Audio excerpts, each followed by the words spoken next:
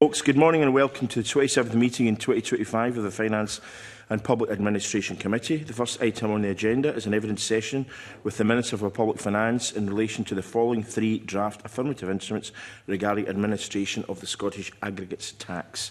Scottish Aggregates Tax Administration Regulations 2025 draft. Revenue Scotland and Taxpayers Act, Postponement of Tax Pending a Review of Appeal, Amendment Regulations 2025 draft. Revenue Scotland and Taxpayers Act, Record Keeping, Amendment Regulations 2025 draft. And I intend to allow around 20 minutes for this session. The Minister is joined today by two officials, James Lindsay, Tax Design Lead at Revenue Scotland, and Jonathan Waite, Aggregates Tax Bill Team Leader at the Scottish Government. I'd like to welcome our witnesses to the meeting and invite the Minister to make a short opening statement. Good morning, Minister. Morning. Thank you, Convener. The Scottish Government's intended introduction date for the Scottish Aggregates Tax is 1st April 2026.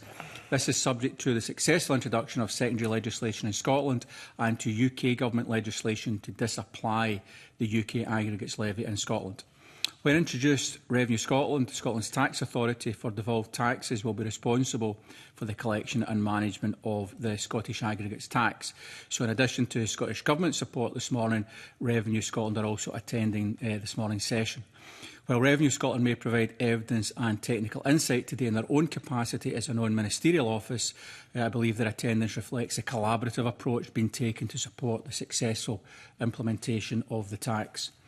As part of ongoing work to commence the Aggregates Tax and Devolved Taxes Administration Scotland Act 2024, these three SSIs make provision which is required for the practical operation of the Scottish Aggregates Tax. These include the provision required to ensure that Revenue Scotland has the power, but is not subject to any duty, to operate the Register of Taxpayers for Scottish Aggregates Tax and can undertake voluntary registration of taxpayers from 1st December 2025.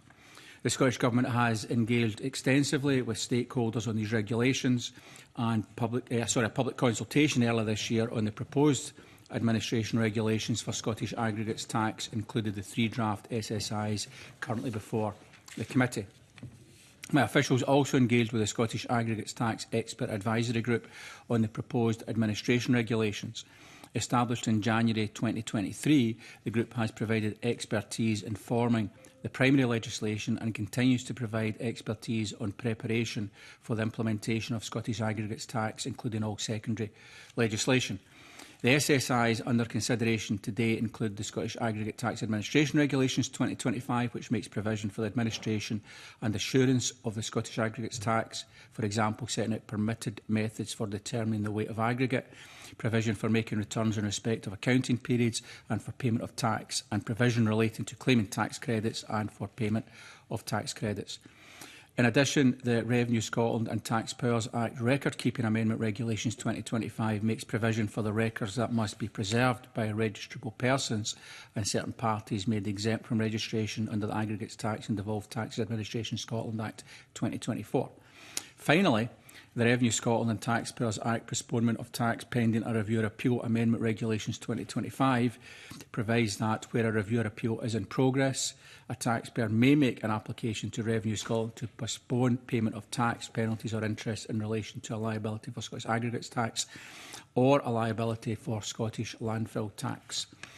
The instruments intend to support the effective and efficient administration of Scottish Aggregates Tax by Revenue Scotland, which will contribute to the delivery of high quality and sustainable public services. Very happy to take questions, Convener. Okay, thank you. Do any colleagues have any questions? No one in the committee has any questions. So move to agenda item 2, which involves formal consideration of the motions on the instruments. I invite the Minister to speak to it and move the three motions. Moved, Convener. Okay, I was just about to read out what the motions actually were. You do that and then I'll move them. Thank you. S6M 19185 that the Finance and Public Administration Committee recommends that the Scottish Aggregates Tax Administration Regulations 2025 draft be approved. Moved. S6M 19186 that the Finance and Public Administration Committee recommends that the Revenue Scotland and Taxpayers Act Postponement of Tax Pending a Review or Appeal Amendment Regulations 2025 draft be approved. Moved. And S6M 19187 that the Finance and Public Administration Committee recommends that the Revenue Scotland and Taxpayers Act Record Keeping Amendment Regulations 2025 draft be approved. Moved. Do any members wish to speak? No. I therefore put questions on the motions. The question is that motion S6M 19185 be agreed to. Are we all agreed? Yes. We are agreed. The question is that motion S6M 19186 be agreed to. Are we all agreed? Yes. We are agreed. And the question is that motion S6M 19187 be agreed to. Are we all agreed? Yes. We are. Thank you very much. So I'd like to thank the Minister for his evidence today. We'll publish a short report to Parliament setting out a decision on the instruments, and we will now move to agenda item 3. So I'll just call a 2-minute break to allow our witnesses to leave. Thank you very much. You.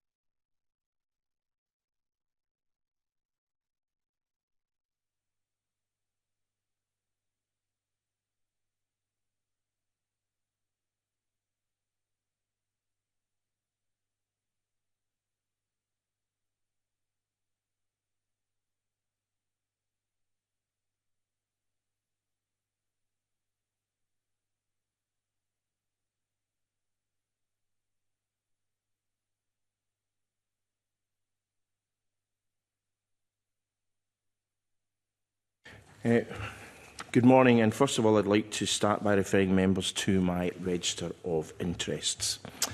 The next item on our agenda is an evidence session on the Building Safety Levy Scotland Bill, and I welcome to the meeting Jonathan Henderson, Assistant Chief Officer and Director of Prevention at the Scottish Fire and Rescue Service, Peter Drummond, Trustee of the Scottish Incorporation of Architects in Scotland and Chair of its Practice Committee. So I'd like to thank you both for your written submissions, and we have around 90 minutes for this session. So I'd like to ask yourself, Mr Drummond, in terms of your submission, which the content was excellent, the size of the typing was a wee bit small for my liking, I have to say, I had to get the magnifying glass out. But you said that, and I quote, "While Scotland's more robust regulatory framework has helped limit the extent to which we are affected, there nonetheless exists a significant number of cases where householders find themselves facing very significant remediation costs through no fault of their own." So I'm just wondering if you can give us some examples of that. I must tread slightly carefully, Convener, in as much as several of them are the subject of legal cases at the moment, and therefore there is a limit to how much detail I can go into. What I can tell committee members, that with alarming regularity, cases cross both my desk and those of my colleagues at the RIS, that in some cases involve maybe 50 to 120 houses, mainly in the big cities, typically medium rise. Some are what I would call the lower end of the high-rise, high-risk category, in which the original developers have treated the Scottish building regulations as if they were a mere serving suggestion. In one recent case, closer to home, householders are potentially facing remediation bills in excess of £50,000 to £70,000 per unit, were it not for the remediation scheme. What we tend to find in these cases is that the mortgages cannot be extended. The properties are essentially unmortgageable or unremortgageable, if you'll excuse my bad English, and that these householders are in an invidious position. But moreover, once we remove the cladding, once we go beyond the most obvious problems one might expect of a building covered in, frankly, solid petrol, we find there are other problems. Fire barriers may be missing, fixings may be inadequate, intumescent, that is fire protection, to steelwork may also be missing. These come up with alarming regularity. Now, I should note in the passing that they affect not only private housing. It's not uncommon to see the same problems on hotels and, unfortunately, things like halls of residence. It's an endemic problem. And it's a problem, Convener, that's going to take many years to resolve. Okay, and Mr Henderson, is this something that you also find? Is this your experience also? Thank you, Convener. I think obviously Peter and I work in slightly different fields and come at it from slightly different angles. What we would say is that we share the concerns that Peter has outlined. When we are carrying out regulatory inspections of buildings, we see many of the issues that Peter has outlined and Peter has talked about, obviously in terms of the level of detail and the amount of buildings that Peter is making reference to on some of the cases, then that's not an area that I'm familiar with, but I share Peter's concerns. Okay, thanks. And in your submission, you say the costs of remediating dangerous cladding and other defects in and on residential buildings, it shouldn't fall on leaseholders, occupiers or taxpayers. This is consistent with the polluter pays principle, but this bill only intends to raise around 15% of the costs of remediation, about £30 million a year. The rest will come from the Central Capital Programme, which obviously means it can't be spent on other things, understandably. So do you think that the government is pitching at the right level in terms of that, or do you think that it should be, that the levy should be higher, or indeed do you think it should be lower? Thank you, Convener. I think so. I'm trying desperately not to dodge the question. I'm trying to answer the question. The only reason I'm asking you that is because it's on your paper. Yeah, I'm desperately trying not to. There's elements within it in terms of probably governmental position that's probably beyond maybe my remit. I think you'll see from our submission we've given broad support to the levy and to the concept behind the levy. I think you'll also see from our submission that that we don't believe that the levy alone is enough, and it's about a whole systems approach and linking into things such as compliance plans and other elements that sit alongside it. So the levy, I think, is a starting point. The levy is a starting point, and I think that there's some positives in there. Our concerns, as outlined in our response, is for the burden not to be passed on in too great a respect to individual homeowners or ultimately to the taxpayer either. So.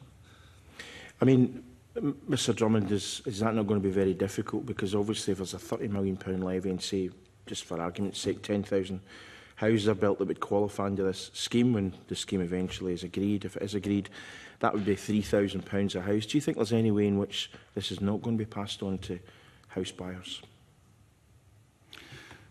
Thank you, Convener. I think you're correct. The fundamental problem is that fiscal necessity requires us to raise funding to help people in this invidious position. I would far prefer that the same approach was taken as it was with precast concrete houses remediation in the 70s and 80s, LPS in the 70s and 80s, and Westminster contributed additional funds. But I can't see it happening, and therefore, as I mentioned in my note, fiscal necessity requires that we calculate an appropriate level. Where that balance is, without affecting the market, is probably more an issue for the RICS than the RIS. But yes, I suspect that it might have to be a bit higher, and the RIS did consider whether or not it should be more of a progressive tax regime, focused on higher end buildings, but beyond that, we step out with our professional experience. I mean, you said that the Treasury's apparent reluctance to underwrite the additional funds essential for a UK-wide scheme leaves the Scottish Government with few options other than replicating the levy approach adopted in England and Wales. But in terms of your last comment, talking about progressive scheme, from my reading of this bill, and this is our first actual public evidence session on it, it's already looking quite complex. But you said in your report that a complex scheme could increase the risk of unintentional non-compliance as well as costs of administration. So how do you kind of square that circle, being trying to make it somewhat more progressive, but at the same time, not making it too complex?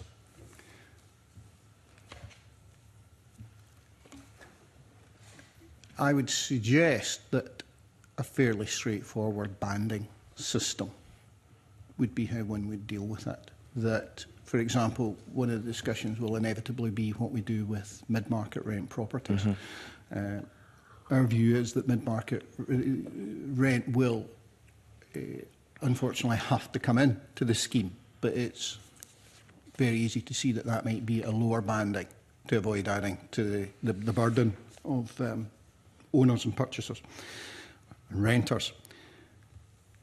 I think we have to be careful, though, about overestimating how many high-end houses are built in Scotland that would come under this. High-end houses tend to be small. They tend to be small schemes, 5 to 10 houses, tend to fall out with the limits that exist in England, for example.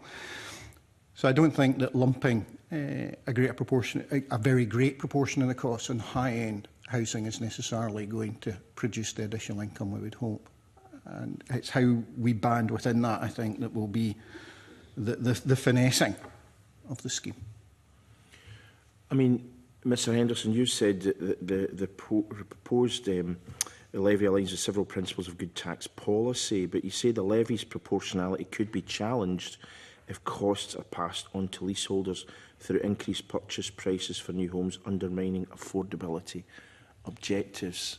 So we've got a difficulty here, and you're obviously concerned about that putting up prices, but at the same time we need the money to carry out the work. So yeah, thanks, Commissioner. I think if we go back to my mind, what the purpose for the bill is and what is trying to be achieved in the first instance, and obviously the tragic events from Grenfell some 8+ years ago, we know that change is necessary, and we know that change is probably not happening as quickly as it should be. As I said, that's 8+ years ago that Grenfell was. And we know that change will have to come at a cost from our perspective as a fire and rescue service, and obviously as a public service. We're keen to play our part in that, and recognising that there is a need for the public service to play their part in that. Now, Mr Drummond earlier on talked about, some of the appalling kind of defects that you have in modern buildings. You've said in your response that your view is that although the Scottish Government plan to have a 15-year lifetime for this tax, you say, and I quote, that in your view the levy can never be retired because there's always going to be a need for this kind of funding. Yeah. Yes, thanks, Commissioner. Yes, that would be our opinion. Is once it's introduced, I think it's difficult to take it away again. That being said, as I said previously, we do think there needs to be a fundamental cultural shift in the construction sector, and this is part of that. And ultimately that would be leading us towards maybe a different normal in the future, where this isn't required or buildings aren't being built to insufficient standards. Yeah, I mean, you go on to say in your submission that if implemented correctly, the levy can contribute towards a market incentive for better quality building work, reducing the need for future remediation and giving buyers greater confidence in safety standards. Now, I think that's what we'd want to achieve, but given that this levy would say, I don't know, I'm just saying for argument's sake, say £3,000 on the price of a house, would there not be, would some builders not try and cut corners further to actually try and squeeze that and not have to pass that on to customers? Might it not have the opposite effect, potentially? It certainly is a concern of ours. It certainly is a concern, and I think we've outlined that in parts in our response too. As I said, but it's a whole systems approach that's needed, of which this is one part. Yes, but I'm just coming to you, Mr Drummond. Yes. Thank you, Convener. I entirely agree with John. This is but one leg of the stool. It is essential that the compliance plan management system be brought in effectively, not just as a CDM tick box exercise, in order to mitigate the chances that the unscrupulous developers merely deploy their corner cutting saw. It is also essential that we continue to review regularly our building regulatory framework. We are indeed fortunate that we did not go down the rabbit hole that England did after 2005. But nonetheless, you will hear submissions about regulatory cost, expediency and delay, all of which, in my experience, are euphemisms for that corner cutting. So, with the three legs together, the levy, good building regulations and greater scrutiny through the compliance plan management, we have a realistic chance of ensuring that these problems do not occur to the same scale again. I mean, I completely agree with you, but it's the issue of that scrutiny. Someone has to check, the clerk of works or whoever has to check that work has been implemented to the correct standard. I mean, I've got a development in my constituency, I won't say which one it is, but 2 years down the line from it being fully occupied, you'd suddenly find out that the sewerage system hasn't been installed to the standard required, and that's causing kind of issues that you can imagine. So I mean, I think it's not just about having the regulations, but it's about ensuring that they are actually fully implemented. Now, Mr Drummond, you've said that Scotland needs to preserve and build upon its existing public sector building control system, and secondly, procurement must be very substantially improved to ensure higher quality in construction. So, can you explain how we actually undertake that? How do we do that? Have we got the people with the skills, the quality out there, and what kind of lead time are you talking about in terms of being able to implement that? Thank you. The Scottish Government has already started down that journey, I'm pleased to report, with a number of quite comprehensive reviews ongoing on how we deal with both consultant and contractor recruitment. Now, the fundamental issue so far in procurement has been a race to the bottom, justified on the grounds of economic value. procurement officers write endless contracts that demand quality, notwithstanding that the contractors disappear like my hairline when trouble appears, and it's very hard to recover that money. Mainstream European countries tend to balance quality and cost much more effectively. Now, you will hear evidence at some point from procurement officers that they do that. What I will tell you, both as an RIS representative and an expert witness, is that they do not do so adequately. It is all very well to say there are 30 or 40% quality component, but it's how it's scrutinised, how it's scored. Why is it always the bottom? Why not European systems where we mark plus or minus from the average? Whenever those are raised in government committees, inevitably someone says it will impact upon our ability to deliver houses. And yet here we are having to pick up the pieces and charge very additional costs because we did cut that corner. I think Scottish Government needs not only to continue along the path it's adopted for the last 4.5 years, but to double up on that and to approach it with a degree of healthy scepticism in order that we have a robust procurement system at all stages in the process. The final thing I'm going to say, and I've got an obvious conflict of interest in this, so do excuse me, is that the contractors who have led us to the greatest problem are those who have dispensed with clerk of works, architects and site engineers, those who would tell us that building contractors, some holding a magic licence, can deliver the quality. And yet time and time again, those are the problems where projects come up. If we look at those local authorities that maintain traditional procurement and traditional roles, our housing associations were very good, of course, at maintaining clerk of works. Those are the areas where less problems occur.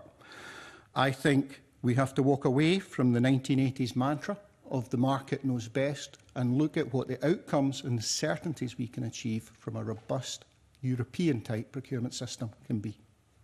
That's very helpful. Thank you. Now, just to switch a wee bit, Mr. Henderson, in your submission again, you've said that we do not agree that major refurbishments should be excluded from the levy, and you say exclusion of them may create loopholes, particularly where extensive retrofit or upgrade work is carried out.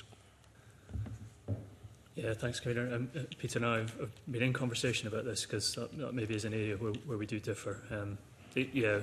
What we see is, so in a general sense, and this is a generalism, but in a general sense, fire safety in buildings diminishes over time.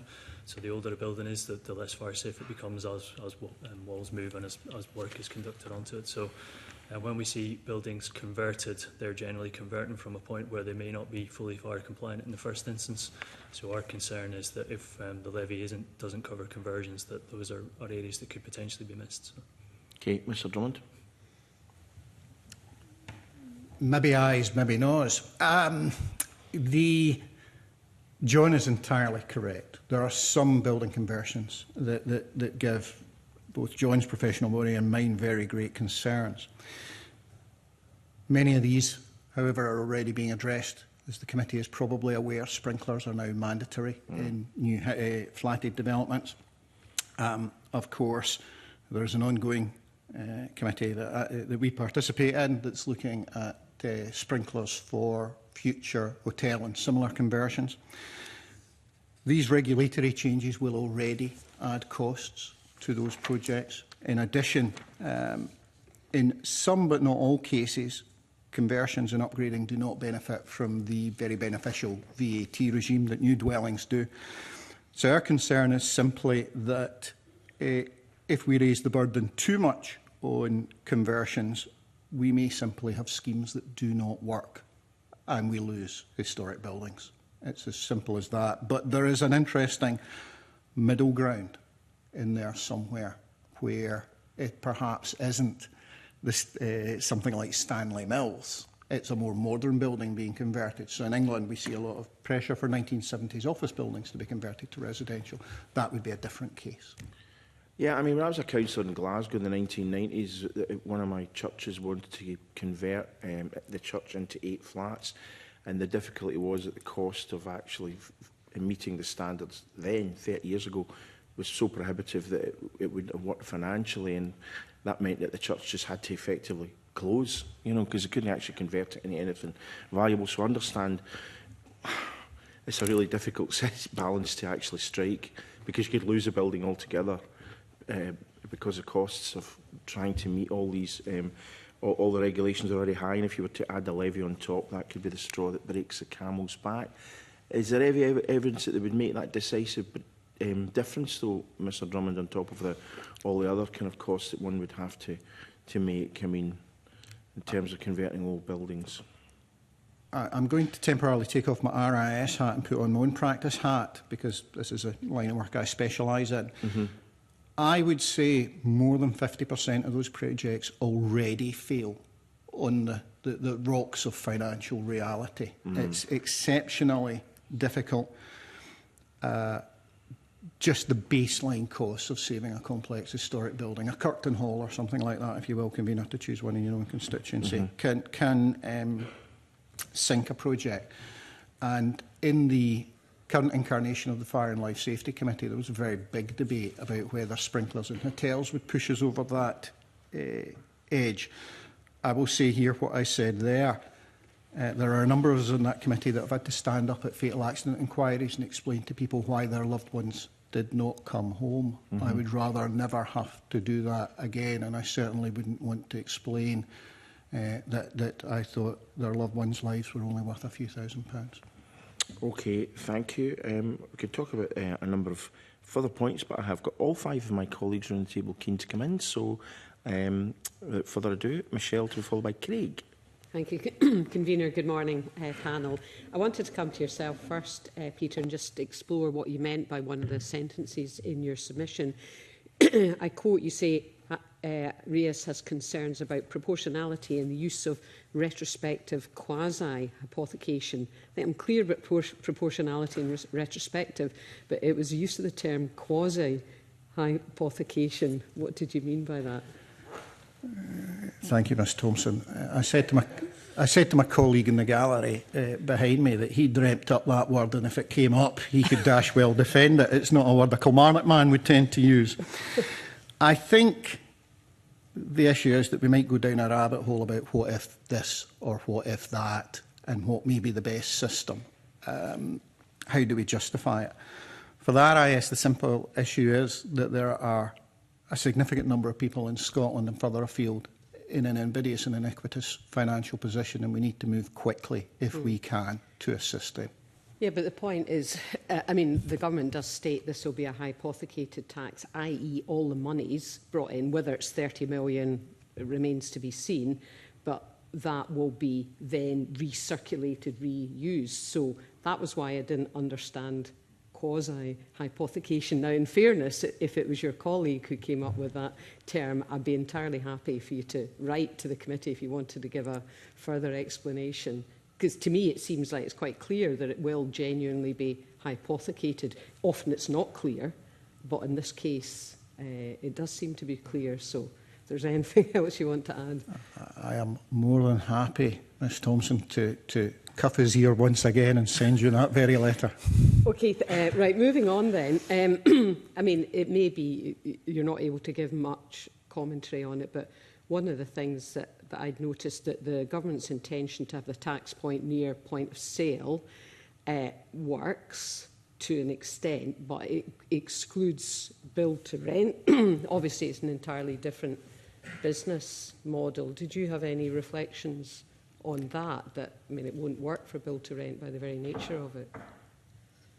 My preference would be that we do it at the point of application for the building control completion certificate, rather than at a point of sale. I think that's straightforward. The building can't be inhabited before that anyway. As per the English regs. Yeah, as per the English regs. Well, subject to the caveat that our processes around completion are slightly different from theirs. But it seems to me it's a very clear point that's well understood in the sector. And in the case of projects where commercial funding is involved, very often that's the final release of funds from the funder, and therefore one would expect the developer to be in cash at the time. Now, one might suggest that some unscrupulous developers would simply not get the completion certificates, but in reality there are time limits from them, and if necessary we could deal with that in a monitoring system. Also, my experience in straightforward housing projects is that everything is delivered just in time and there's a very quick succession from the completion certificate through to sale. So I think the completion certificate, the building control completion certificate as opposed to the contractual completion certificate would be the RIS's preference. Okay. In terms of, just a gentle challenge, you say in your submission that compliant developers today should not be paying for poor practices by the construction industry of yesteryear. And you've been very critical about corner cutting in your exchanges with the convener, but I suppose my gentle challenge is, given that, why should government pay, either government, whether it's UK government or Scottish government? Thank you. Okay. Let me say then that I think through maintaining a robust set of building regulations and an independent public sector system, the Scottish Government has discharged its regulatory duties, unlike the situation in other parts of the UK. But you're correct. Some of the developers that gave us these hospital passes are no longer with us. Many others were single project vehicles and therefore legally are no longer with us, even if their parent companies might still be. And I think the challenges of recovery from these villains of the peace are probably too great. And that's why I go back to fiscal necessity. I would rather that better developers, more scrupulous developers today didn't have to pay for it. I just can't see a way round making everybody pay for it. I think our hands are effectively tied. And I think the Scottish Government may get brickbats for it, but I've yet to see a better suggestion. And actually, on that point, Mr Henderson, you mentioned yourself in your submission about special purpose vehicles, which I know there's been quite a discussion about. You say that they're currently a concern. Can you give, I mean, obviously, I think the government's aware of the potential risks around the use of SPVs, but it'd be useful to have a bit more of your thinking. You just allude to it in your submission.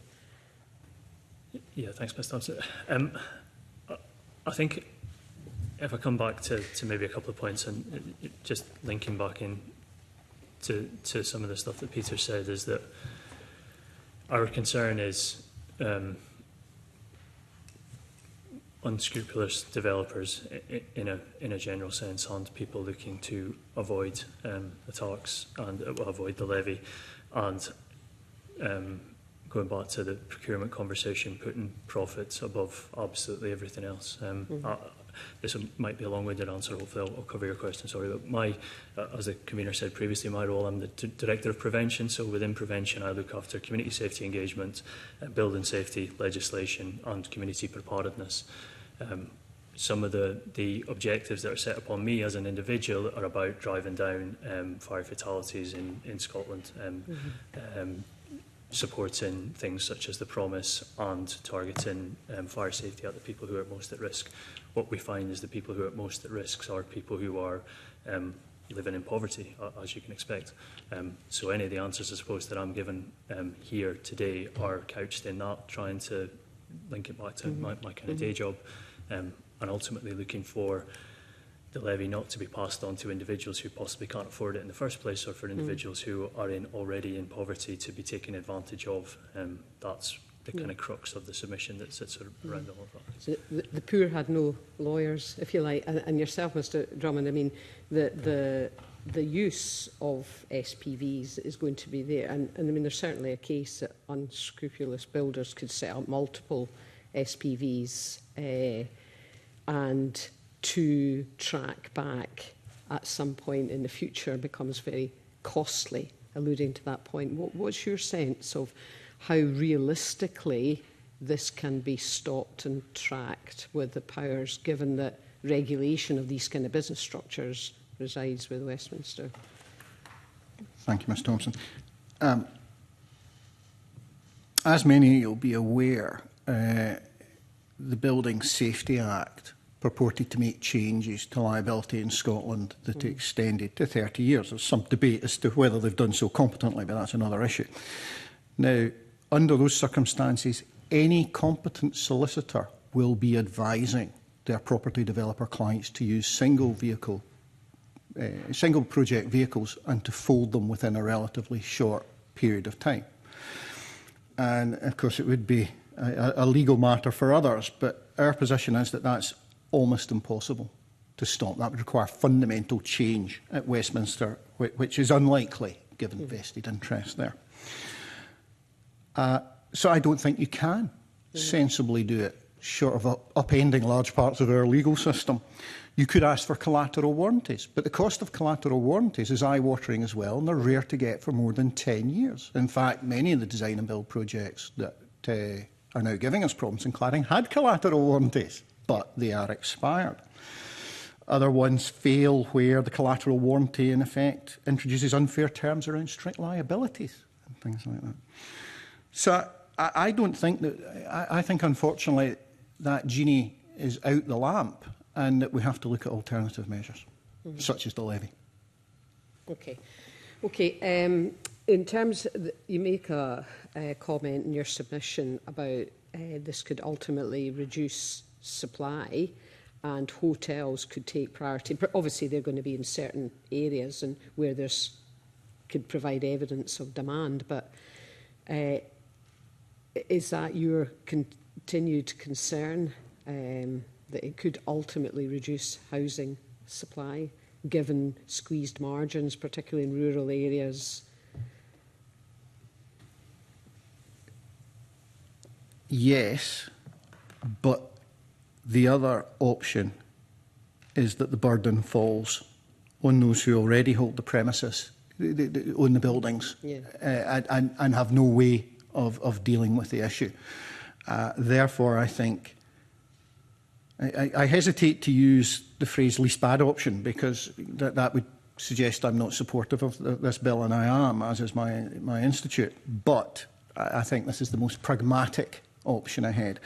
I think special care is required in the islands, and I think by extension there's the same argument for up the west coast and parts of the Highlands, and arguably parts of the southwest as well.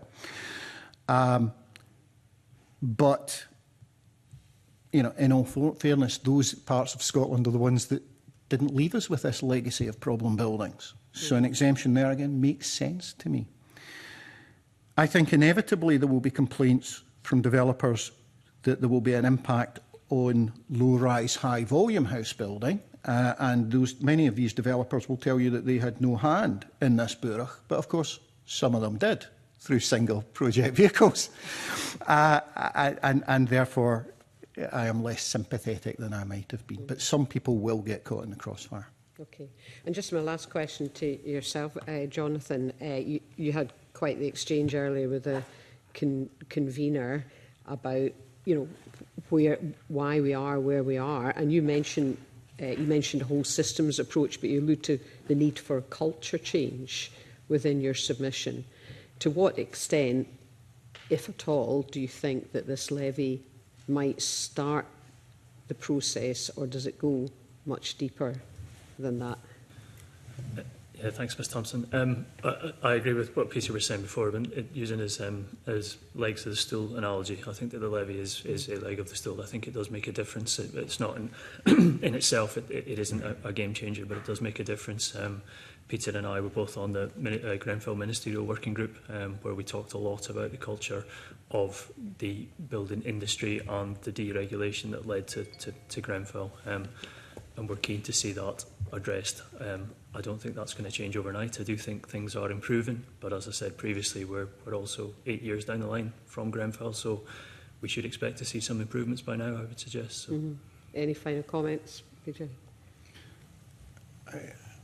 I've seen some improvements. I'm not sure I would go much further than that.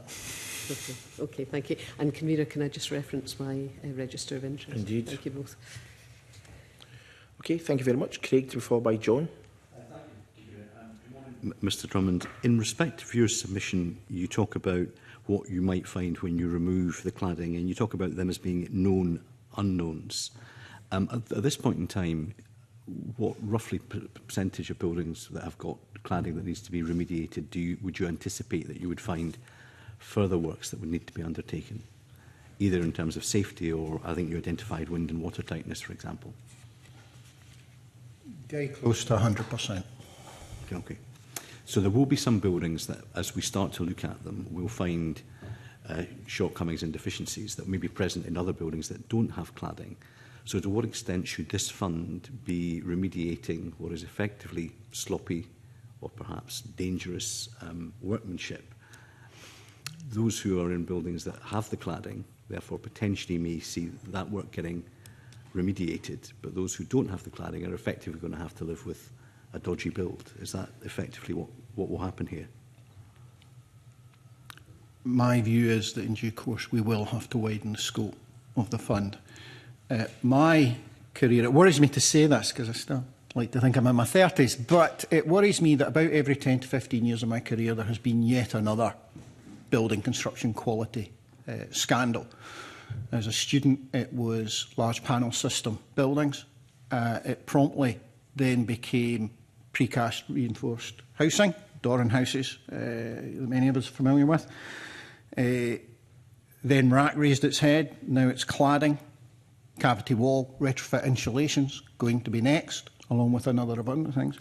And it seems to me that the industry, and to a certain extent the UK, has been incapable of delivering high quality homes over an extended period. And I'm afraid I think there's a chance that will happen again, and that there will have to be a discussion about whether this building safety fund is widened in due course to cover other similar situations where, and I must stress this, through no fault of the owners, they find that systemic failure has left them in the lurch. Yeah. In terms of how we got here, I mean, the finger's being pointed at disreputable builders, but obviously there are other professional services that wrap around those firms.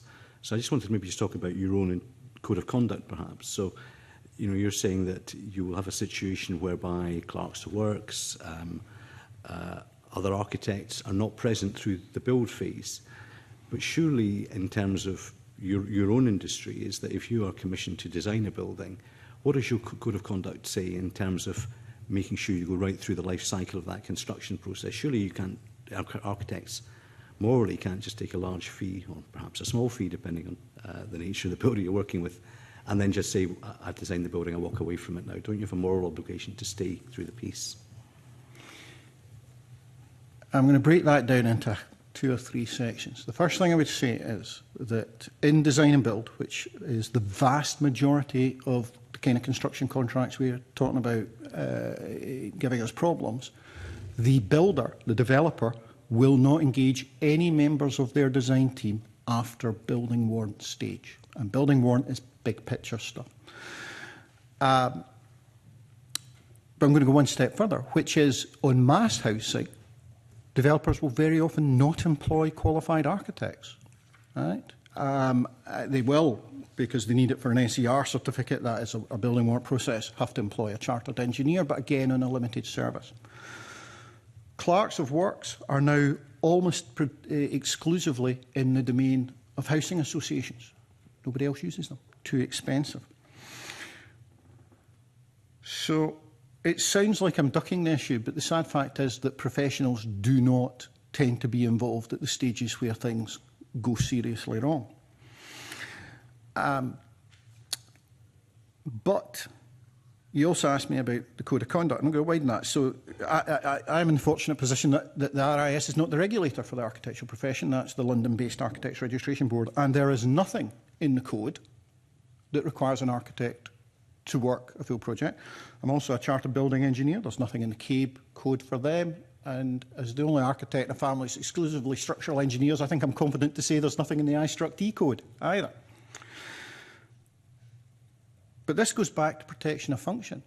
In any event, whilst only people can call themselves, you must be a chartered engineer to call yourself a chartered engineer, likewise architects. Anybody can do those jobs. You don't have to be trained. All these roles are now very highly regulated, but the unscrupulous developer just walks to the plan drawer around the corner and gets it knocked together. and that happens more often than you would think. The final thing I'm going to say, and I have to be cautious here because I do act for a regulator in a high-profile case, is I can assure you, Mr Hoy, that on such occasions where architects have been responsible and their name crosses my desk, that has been prosecuted to the utmost extent possible. So do you think remedying that, does that need some legislative intervention? I think we need to look at prescription of function, and not just for architects, I hasten to add. There's quite a big basket of professionals in there. Engineers, technologists, clerk of works, and we also have to look at how they engage with the process. And certainly it would be disappointing if we continue to see a situation where we're all thrown out the door immediately the building warrant is granted. Yeah. So I've just recently completed an extension on my home. Advice to anybody watching, don't do it when you're living in the property. So today the building standards team are coming around and hopefully I get a completion certificate. But all the way through I've kept photographs, I've worked with my architect and the builder. Has there been a kind of wholesale failure of the building standards process in here whereby these buildings have been built, notwithstanding whether or not the material that's on the outside of it, but if you're saying that's just one part of a whole series of unfortunate issues connected to a lot of these properties, where's the onus on the building standards system to actually prevent these buildings being built in such a deficient way? So really a question for Labs, but I think I can answer that. You see, legally, there is no duty on the verifier, the Building Control Authority, as the rest of us would have it, to carry out full checks on a building, nor I suspect that they have the resources to do it. The duty on building control authorities is one of reasonable inquiry, which traditionally might be 3 or 4 site visits. On the other hand, if it's a safe developer or builder, if it's a full architects team, they might do less visits. If it's troublesome, they do more. But to put this in comparison, there's an English case, Waltham v McGlynn, that sets out what the duty of reasonable inspection is. And essentially that requires the architect, the engineer, the technologist, the clerk of works to be on site every week and to be, if you'll excuse the phrase, up to the rockstars in the trial pits checking things are built properly. No local authority could afford to devote staff time to that level of inspection. Ultimately, it comes back to the duty on the owner, that is the relevant person in the Act, to deliver the quality, and that takes us back to the compliance plan regime. So the compliance plan regime, as currently envisaged, requires the building owner to evidence at all stages they've been done to the reasonable satisfaction of an independent compliance plan manager. And I stress independent because some people don't like that word when we're talking about who the compliance plan manager should work for. So I think that third leg of the stool comes in. It would be brilliant to think that building control authorities could produce that same level of involvement, but I hate to think what the building warrant application fees would be like. I mean, remember, a design team might be charging 10% fees on a project. Fine. Mr Henderson, in terms of different submissions take different positions in terms of the fairness, the equity and the proportionality of such a scheme, given that it does seem to be falling on a relatively small number of shoulders, but ultimately at the end of the day it probably will be house buyers who will pay some of these remediation costs for prior builds. You've said that you recognise there are some issues in terms of proportionality, and you mentioned the case in relation to leaseholders. Given the fact that the range of submissions that we've had, there is a significant variation of opinion in relation to this. If this is going to be a permanent part of the landscape as you identify, wouldn't the best way to deal with this would just be through general taxation rather than a specific tax that only seems to fall on a certain section of the construction industry? Yeah, thanks, Mr. White. Yeah, quite possibly. Quite possibly. I think, as I said previously, I don't think the levy alone is a solution. I think it's part of a whole systems approach. But ultimately somebody will have to pick up that bill from our point of view, going back to the point we were making before, just as a general thing from what we see prevention and we see the people most at risk in society, is that we'd prefer ultimately that bill not fall on them, because that just pushes them further at risk and more likely to need the services of the fire and rescue service. So yeah, possibly. I think somebody needs to meet the bill. because obviously the Scottish Government is raising more than ever through LBTT, and now we have the additional dwelling supplement. So there are taxes that are specifically around property within Scotland. Presumably, if you want to hypothecate something, you could look at doing something through that mechanism, which would mean that those who interface with the housing market in Scotland are effectively being taxed, rather than necessarily a purchaser making a first-time purchase today who has had no connection with some of this remediation work that's required. Yeah. Again, possibly. I think you were making a point earlier around the kind of morals of the industry and what's morally the right thing to do. Whilst I don't disagree with the point, I don't think that morally what's the right thing to do has necessarily got us to where we are now. So I think that there needs to be greater regulation on that. And our view is that we'd like to see the private sector picking up their fair share of that cost. So. They would argue that they're presently doing so. Some of the submissions that we've had from Homes for Scotland and others, when they look at the total amounts they're paying in, what they may be required to put into the levy is significantly less than what they may actively be doing already. Just one last point in relation to the definition of rural, which obviously, if there is to be, we noticed there's an exemption for island properties.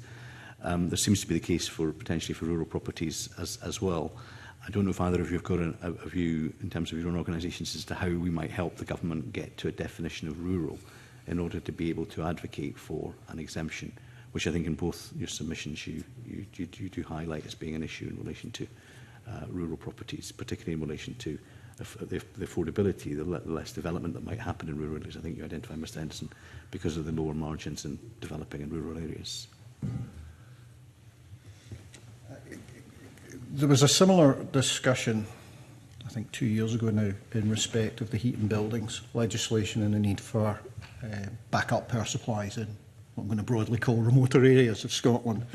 And if I recall the discussions at that stage, I think we thought we might have to paint with a broad brush and make it Highlands and Islands. Now that's perhaps a little fair on people down at the bottom end of Dumfries and Galloway and other pockets. But I think, to my mind, Highlands and Islands is probably still a fair stab at it. I also point out, though, that if we had a lower threshold on number of units, very rarely do we see large schemes in those areas that would come within the scope of this anyway. And I think it's another argument why perhaps some sort of bottom end threshold makes sense. Ms Henderson, have you got a view on? I would. Sorry, thanks. I would tend to agree with Peter in terms of a definition of rural. I think each organisation probably uses slightly different definitions. So mashing them together, I suppose, Mr. Hoy. Yeah, I was saying to Ms Smith, under the Scottish Government's definition at the moment, Gilmerton, just on the fringes of Edinburgh, is defined as a rural area. But I think mostly under concrete now. Just finally, you're both obviously very close to the industry. You said that you think that this levy or tax, depending on how you look at it, will probably have to remain in some form and function into the future. What is potentially the next cladding scandal that we should be alert to at the moment? Is there something that the industry is already looking at and getting a bit concerned about, or potentially in relation to safety, Mr Henderson? Sorry, I think Peter's already made reference to some future building issues that we're likely to face. Whether that's on the scale of a cladding scandal, I'm unsure. And I think Peter again also referenced the kind of almost cyclical nature, as we've seen, with issues such as RAC and other elements.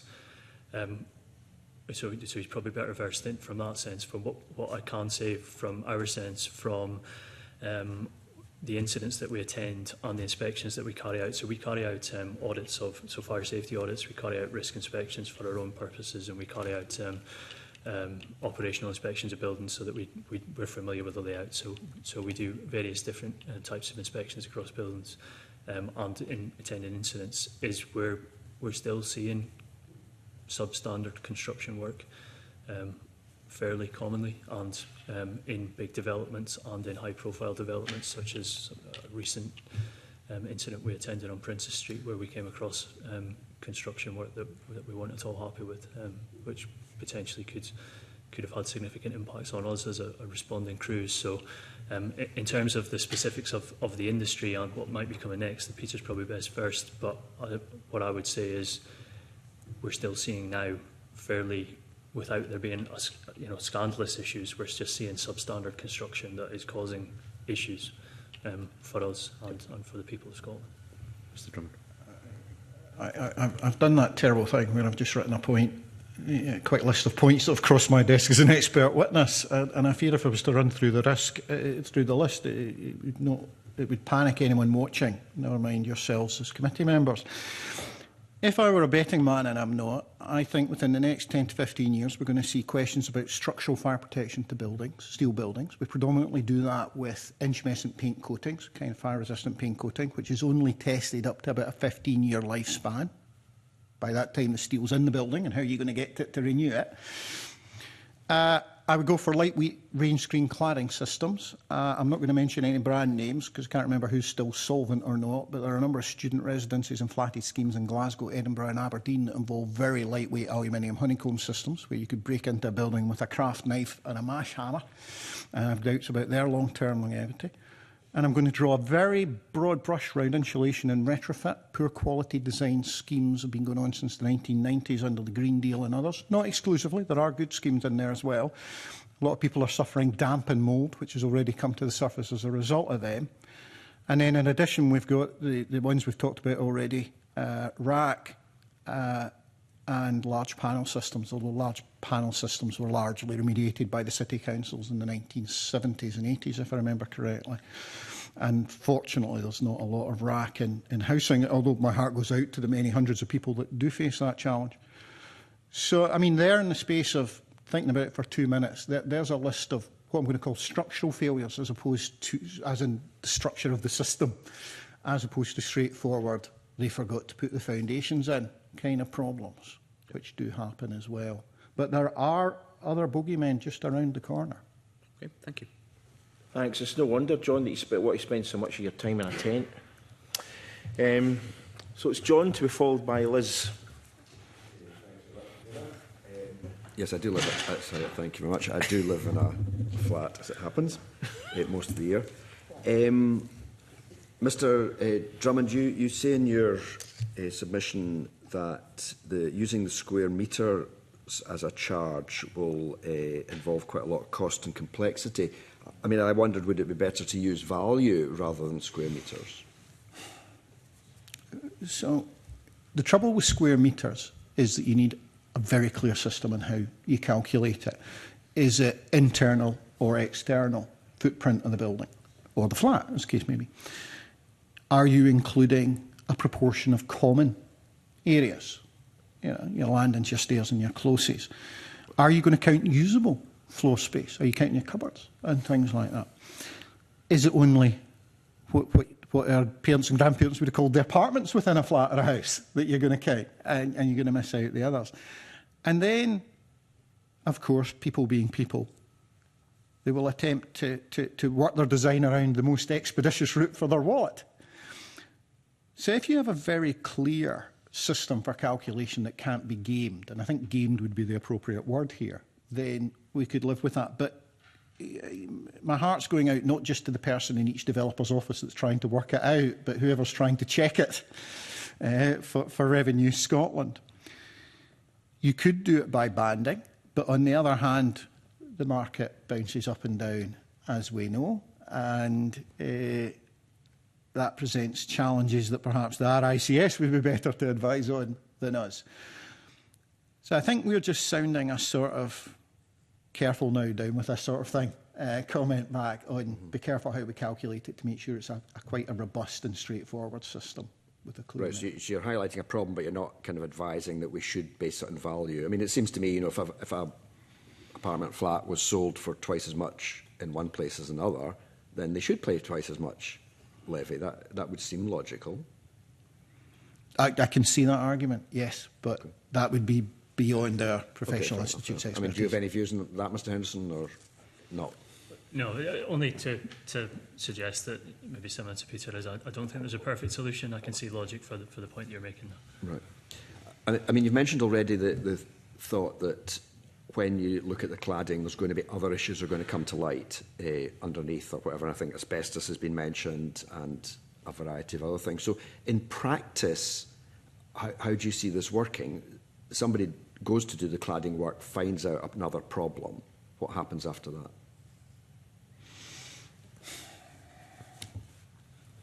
If the defect is directly associated with the cladding, so if it's, for example, the fire protection on the supporting purlins and rails, then I would suggest that at the moment it falls within the terms of the scheme anyway. Where I think the Scottish Government's officers must struggle at the moment is when they then discover there's, say, a structural problem behind that, because I don't think that the scheme allows them to do that in any capacity at the moment. Now, how you set up a scheme that allows you to deal with incremental problems as they come to light is much more difficult.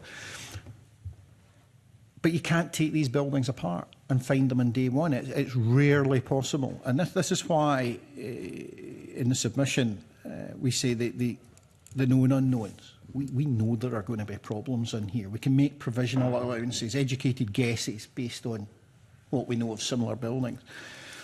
But how we refine that's very difficult. Funnily enough, grant funders deal with it a lot more, people like the lottery funds, because they're used to creeping briefs. But it's not a system I've ever noticed government being well equipped to handle. So if it's not covered by the scheme, then it would basically fall between the owners and the developers to sort it. And if the developers aren't there, it would fall on the owners. That's right. Yeah. And they could be very serious costs. Okay. And another theme that I think came through both your submissions was that the levy might discourage kind of marginal developments. I think, Mr Henderson, you've got that in your submission. And perhaps in brownfield sites, for example, it would stop a development going ahead. Do you think that's a serious concern? Thank you, Mr Mason. I think, as from our submission, we've got concerns around that, or we think it's worth considering.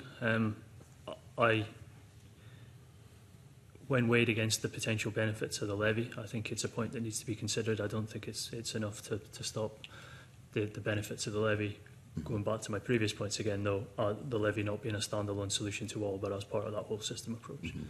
Would you need to tweak the levy, perhaps, and have a higher rate for greenfield sites and a lower rate for brownfield sites? Would that be the kind of solution? Yeah, potentially. Okay, Mr Drummond. Thank you, Mr Mason. The additional costs on a brownfield site are entirely through remediation and decontamination of a site. If a levy-type regime was to make an allowance such that there wasn't effectively a levy, or there was a recognition of those additional costs, then it would seem to me that would put them on the same footing, an equal footing to those in greenfield sites, yes. Right. Okay. And another point, I think it was in the RIAS submission, you talk about the tax that's already in place. The UK Residential Property Developer Tax has not raised as much money as was expected. Do you think there's a risk with this levy as well? We're not going to raise as much as we're hoping for? I think there's less chance with the levy. First of all, and I am no taxation expert, I hasten to add, the initial projections for the UK-wide tax seem to me to have been high from the outset. Secondly, a threshold of 25 million profit with more conditions than you can shake a stick at seems to me capable of exploitation by developers and their accountants. And thirdly, of course, market conditions have been a wee bit up and down. A levy on property completions seems to me less liable to those issues. As I say, people would be less able to game it. Yes. In a way. So yeah, I think it could still happen, but I think it less likely. Although presumably the more exemptions there are, the more tweaks there are, again it becomes complex, people find ways through it. The devil will as ever be in the detail, yes. Okay, thanks very much. Thanks, Convener. Thank you. List to be followed by Michael. Thank you. Mr Drummond, in your opening remarks you mentioned about student accommodation. Can I just for clarity know whether that is, you're talking about halls of residence or are you talking about individual flats and houses? I was talking about the large modern halls of residence with, I'm thinking of my own children's universities here, with anything upwards of 100 flats in them. Right. Do you have any idea of just how prevalent this problem is within halls of residence across Scotland? Sorry, I'm steering around legal privilege in response to that. It is my understanding that it is an issue. I wouldn't know in what proportions, but those cases I am aware of would involve significant compliance issues. And I don't think I can say much more than that because they're live cases. And would I be right in thinking that, away from the legal issues that you want to avoid, am I right in thinking that the college or university estate would be responsible for payment on that? A significant proportion of halls of residence are now operated by private investment, built and operated by private investment companies in Scotland. As any of us that have watched the planning portals for Glasgow, Edinburgh and Dundee will know, these flats are going up with surprising speed and regularity. And my understanding is that a good proportion of them are private providers, not university. Right, thank you. But there are some that are not, as far as I'm aware. I think you're right. Yes. Right, and that then, by definition, would mean that a university or a college would have to be responsible for that. Yes. Right, thank you for clarifying that, because I think it's quite an important point. Just another point of clarity, Mr Drummond, is it your understanding that, as things are currently, that the Scottish Government doesn't have a RAC fund? Yes. Right, okay, thank you. Thank you very much. Michael. Thanks, Convener. So, we're many years on, as you've referenced now, from the dreadful tragedy that happened at Grenfell. I wonder, Mr Henderson, if you can tell us, have the materials that Mr Drummond, I think very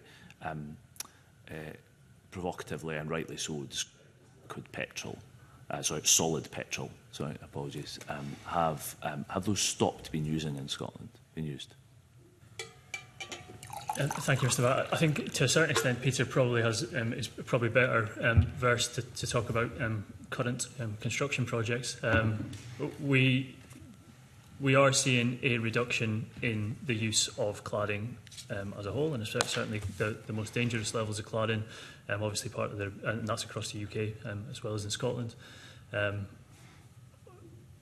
So we are seeing reductions in those, as we quite rightly should be, as I keep saying, over an 8-year period of time. There are potentially still loopholes, I worry, for the potential for those things to continue to be exploited. So can I ask, what is stopping people from using them? Yeah. I'm happy to take that. Thank you, Mr Mark. The Scottish Government has been criticised for it, but the Fire Advisory Committee, Fire and Building Safety Working Group, I think it was, took a simple view that all combustible materials on the exterior of medium and high risk residential projects in Scotland should be banned. Only Euroclass A1 and A2 cladding materials can be now used on the exterior of medium and high-risk buildings in Scotland, and I think that precautionary approach by the Minister was entirely the correct one. There was an awful lot of jumping up and down by those with vested interest in the manufacturing sector, claiming that they did have solid petrol products that were magically incombustible. That is not a risk I, as a designer, would be willing to take. Does anybody use those knowingly on the outside of medium and high-risk buildings now? No, I think because of that, and because insurers refuse to cover it, the use of those materials has dropped off the edge of a cliff, thankfully. Do we still use things like Kingspan insulation? Yes, but we use it in the right place at the right time where it's low risk. Are there other materials that present potential problems? Maybe. But the issue is that designers, and I'll stand up here for building developers and contractors, rely on test data. And one of the things we know from Grenfell is that BRE and other testing bodies did not discharge their duty to adequately test materials and advise us how they operated. And it remains the view of my institute that the failure of the UK to have a publicly funded independent test lab is an ongoing concern for us.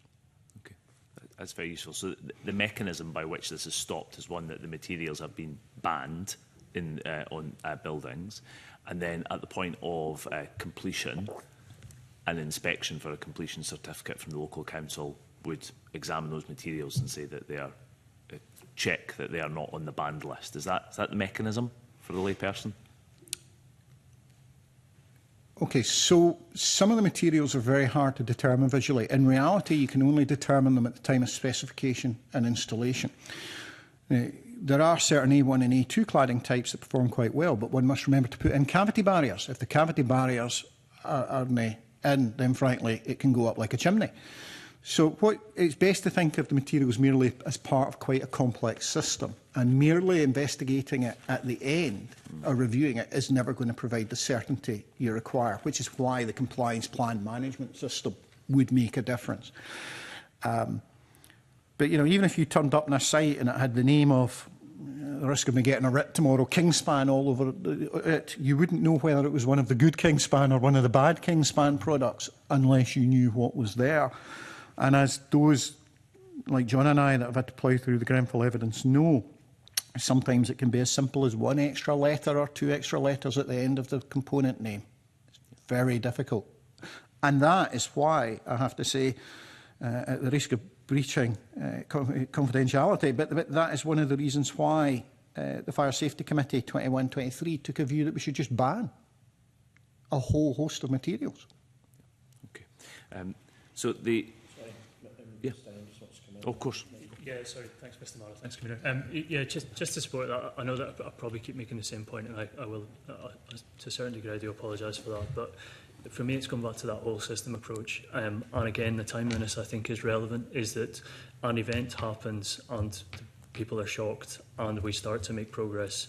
And then as time goes on, we start making less progress, and to the point where we are in danger of forgetting why we were sat here in the first place, and what's driving the issues that we're trying to solve. So. Okay, thank you. So I suppose my issue, I'm broadly supportive of this direction of travel, but my issue is that you describe, Mr Henderson, in your submission that this is a polluter pays principle. It strikes me that the people who did the pollution and made the pollution are not the people who are paying here. That actually, in many circumstances, it will be people who have changed practice and who are actually building responsibly. None of that dismisses the fact that we need money to actually do the retrofitting, to make sure that we can do the remediation in the buildings. But is it fair to say that it's not really a polluter pays principle that's at the heart of the design of this tax? It's really a way of getting money to do something that needs to be done? Yeah, thanks, Mr. Mayor. I suppose we just likened it to a polluter pays principle, in that something that possibly makes sense in people's minds. I agree to a certain extent that we have moved on, and some of those people, developers, have been held to account. Some of them no longer exist. But again, at the risk of sounding doom and gloom and repeating myself, I don't think this issue has gone away, and I don't think it will go away unless we continue to work on it. So I think it's, and I don't mean to push back too hard, but I think it's too easy to say that the bad people have all gone and it's all good people now. Yeah. If I can, I would tend to strongly agree with that. I mean, this is, I think the evidence we had there in terms of the cycle of defects, that, you know, this isn't just the case of substandard building practices that have safety concerns have emerged in cycles over the years. You know, RAC being probably the most prominent one at the moment, and certainly in my home city of Dundee, Aberdeen, other parts of Scotland, in particular issues. I suppose what I'm trying to get is that I'm not sure that how this tax drives culture change in the industry, and whether that actually we have to recognise in the way that it's designed that as much as it may raise revenue, required revenue, it's not necessarily going to make people change their behaviour as builders. Mr Drummond? Okay. Thank you, Mr Mayor. 2 points. First of all, those of us of a certain age will remember having to do an inspector calls in O grade or higher English where everyone is to blame. And the problem with cladding is a bit like that. Everyone had a hand in this. Nobody stepped forward, with possible exception, ironically, of the building control officer at Grenfell. But this is an industry-wide problem. I would love to see a scenario where the insulation manufacturers that frankly fiddled their tests and the testing houses that let it happen were to pay. Don't think that's going to happen.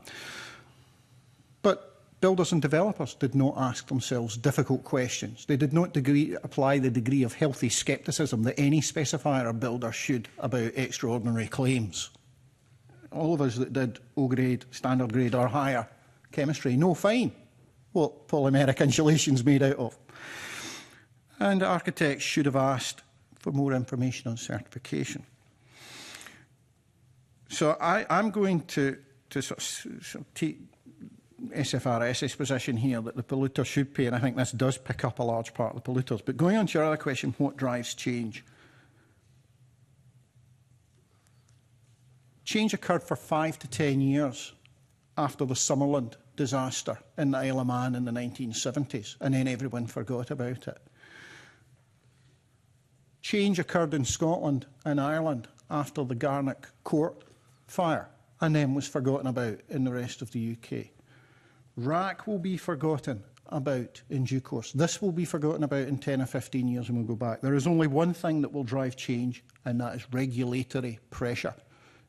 It is all very well to do as Michael Heseltine did in 1981 and talk about the cold, expensive hand of regulation, but it is regulation that protects the public.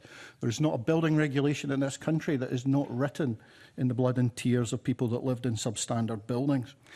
And I would therefore encourage members to consider the importance of a robust, independent regulatory framework which is subject to constant review and which contains within it a degree of institutional memory to prevent these disasters happening again. I think that's very useful, and actually I find myself strongly agreeing with the analysis. Again, the question for us though is the design of the tax. So as much as we, as you've eloquently described, it's one leg in a stool. I suppose I'm trying to explore how effective that leg is going to be in actually trying to support a better system. So if we were designing a tax to prevent poor practice, would we not be better tying the tax in perpetuity to the people who have developed the building rather than seeing it levied at point of exchange? That would seem to me an eminently sensible idea if we could find a way to ensure both that they were still extant in 20 to 30 years when the building defect was discovered, and that they had not disposed of such assets as they had by that time. I would tend to agree. It's very challenging. So I'm exploring the principle in terms of how you make sure you're trying to change behaviour within the marketplace and people who are developers and to actually change what they do. Can I come on to the issue of pace? In October 2024, Scottish Government officials told this committee that the single building assessment programme, which establishes what cladding remediation work is required, is expected to take around 10 years to complete. So the actual assessment programme to find out what is required, looking at about 10 years. Is that an acceptable amount of time, given the state that we're in, 8 years on from Grenfell? The problem, as I understand it, is one of industry capacity. Prior to Grenfell, the number of practitioners in Scotland, and indeed probably the north of England as well, that could handle this, could be counted not just in the fingers of one hand, but the fingers of one of my hands, and therefore not a full complement. It takes time to train up surveyors. Architects are rarely involved in the initial step to do it. Very often they will require to consult with fire engineers. The number of appropriately qualified fire engineers in the UK and Ireland is very small indeed, and the number of them that are equipped to deal with cladding remediation will be even less. So whilst the programme has been slower than any of us would have wanted in the sector, I can understand why. You know, I'd be one of a handful of architects that probably would be qualified to look at it. But the amount of time and work involved would be a nightmare, and I suspect that goes for most of my sector. So, Mr Henderson, we find ourselves here, as a service, you'll be looking at another 10 years before we actually know the extent of the problem after 8 years of post-emergency. That can't be acceptable, can it? Yeah, thanks, Mr. Marr. I think you've heard my frustrations in a general sense with maybe some of the pace of all post-Grenfell work. As Peter says, around fire engineers, I'm involved in some work through the Ministerial Working Group on what evolves from that, including I was at the MHCLG last week speaking to the Special Advisory Panel, the Expert Advisory Panel on the fire engineering recommendations. And it's a frustration from my point of view, the timescales that are being talked about and how long that's taken to come to fruition. So whilst I do believe that there have been changes for the good and we are in a better place than we were, I am frustrated by the pace of change. Because as of August of this year, 600 expressions of interest have been made to the cladding remediation programme, but they'd only begun work on 2 buildings in Scotland. 2 buildings. That, you can't think that that's acceptable, either of you, in terms of the scale of the emergency that you've described. I think it's fair to say I'd like to see things move faster than they are. Mr Drummond? Yes. Yeah.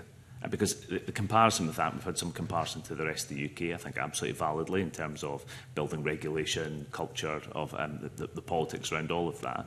At the same point, in the rest of the UK, 5,190 buildings have been identified, but 2,490 have started remediation work, and of those 1,767 have been completed. Do you have any idea as to why there's such a difference between 2 and 1,767? Please. Yeah, thanks, Mr. Marr. So my background, I'm born and raised in Shetland, but I've just moved back to Scotland in the last year or so. So just come back. So my background in the fire service has been in England for the last 19 or so years, across Lincolnshire and Humberside predominantly.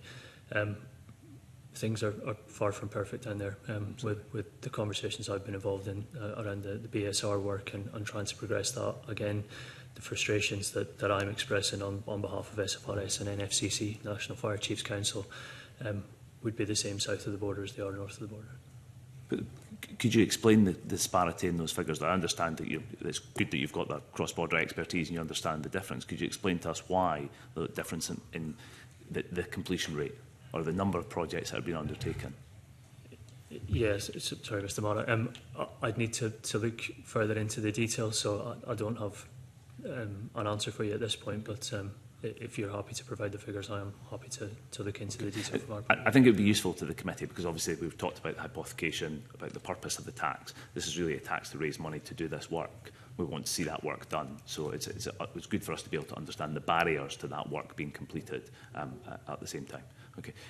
Can I put on... you want to come in, Mr Drummond? No, sorry, I thought you did. Sorry. Can I put on my record of interest and my own involvement in the Grenfell inquiry, the Level Human Research Centre for Forensic Science?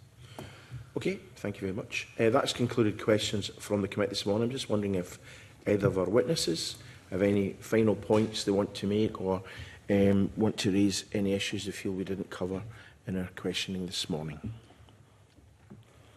No, thank you very much. Okay, well, just want to thank you very much for your evidence this morning, which is very helpful to the committee and its deliberations. I'm going to call a break until 10:40.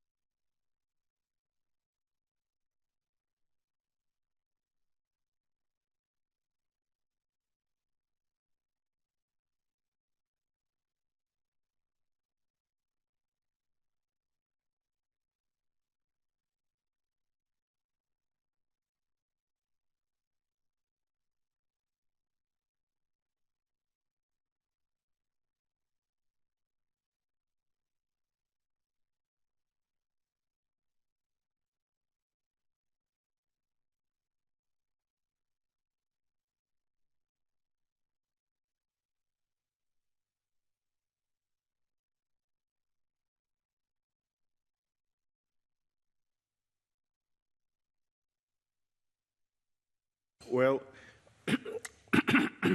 excuse me. The final item on our agenda is to take evidence on the cost effectiveness of Scottish public inquiries, and I welcome to the meeting Patrick Maguire of Thomson's Solicitors Scotland. Good morning, Mr Maguire, and thank you for your submission.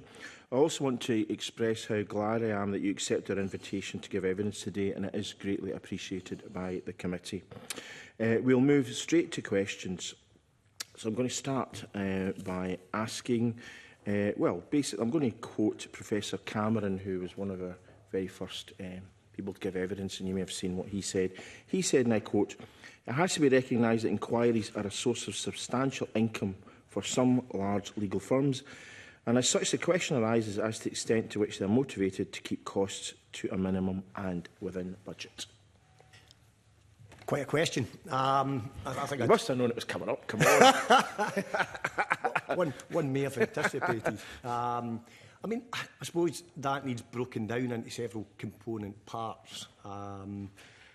That begins with the point that threaded its way through the paper I submitted, which is the fact that public inquiries are a force for good, and that the victims of mass wrongs that I have only ever represented in public inquiries, and you've seen from the paper how many public inquiries I've been involved in representing such groups, that it is essential for their participation in a public inquiry that, as the Equalities and Human Rights Commission said so forcefully at Grenfell and otherwise, that their involvement must be real, must not be illusory, and that necessarily involves that they have legal representation.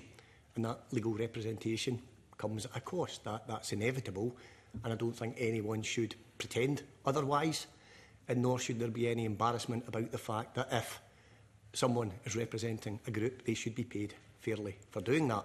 But the suggestion that the law firms allow that to run away, I would flatly deny for two reasons. Firstly, because having been involved in so many public inquiries, I am acutely conscious of the fact that I am being paid by the public purse, and that comes with a heavy weight of responsibility. Mm-hmm.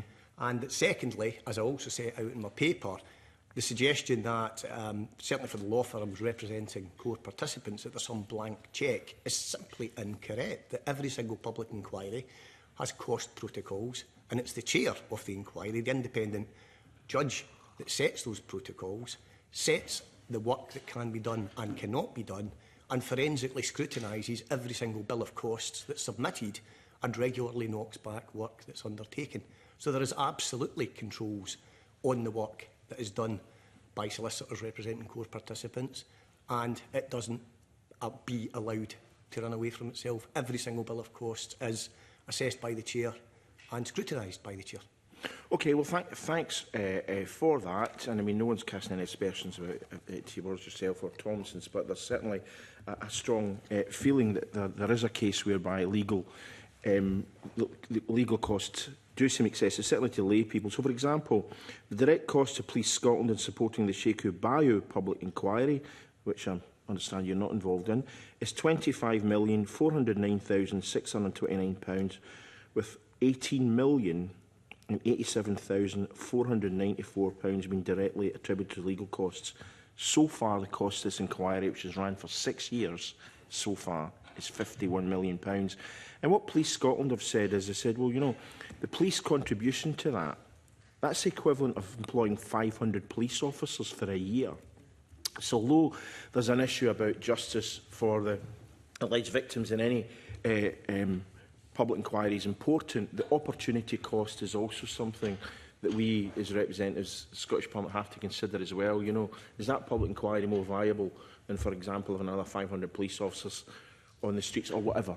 You know, and so that's why what we're not saying that you throw the baby out the bathwater. There shouldn't be any public inquiries, and we're not actually, as a committee, saying that public inquiry shouldn't have happened or that one should have. What we're actually saying is, how can we deliver the same level of justice, or indeed better justice, more efficiently and more effectively at lower cost to the public purse. Because one of the things that we actually have seen in this is that some inquiries go on for, well, I've just mentioned Jacob Eye, 6 years.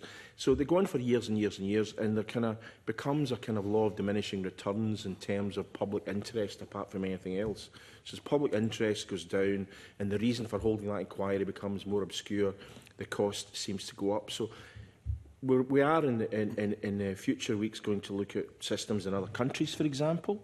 So it's just to see from your wide experience how the level of justice that you seek, and I'm aware of the points you've made with regard to, for example, inquiries into infected blood, where one you believe was inadequate and one was done more thoroughly and produced a better outcome. But how can, with the system that we have, become more efficient and effective in delivering what everyone wants to see, better outcomes? I think that's a very difficult question. Again, several points to make there. It may assist the committee to reflect on the fact that there are at least 3 different sets of legal costs, in fact 4 different sets of legal costs that in some way impact on the public purse in conducting a public inquiry. There is the, firstly, cost of the inquiry staff and chair themselves. That is one set of costs that you cannot get away from. There is secondly the cost of providing representation to court participants, such as the court participants that I have represented over the years. There is then thirdly the cost of public bodies that choose to become court participants in the public inquiry, and they must therefore bear the cost of that representation from their own budgets. So actually 3 apologies. But the point is that all 3 of those costs, to my mind, are unavoidable. We must have the Secretariat and the public inquiry staff paid. We must have the court participants represented. The public bodies, whether it's the NHS, whether it's Police Scotland and all of these other public inquiries that have taken place, that's ultimately their choice. Police Scotland could choose not to be a court participant and could choose to just simply allow the inquiry to run itself. Now, that is unlikely to happen, but the point is that is their choice, just as it was the choice of the Scottish Government to be party to the infected blood inquiry, just as it was various NHS arms to become involved in those inquiries as well. So, apologies, Chair. No, sorry, I understand. I mean, it's just because we've got a lot to get round. My initial question was very long, so so apologies for that.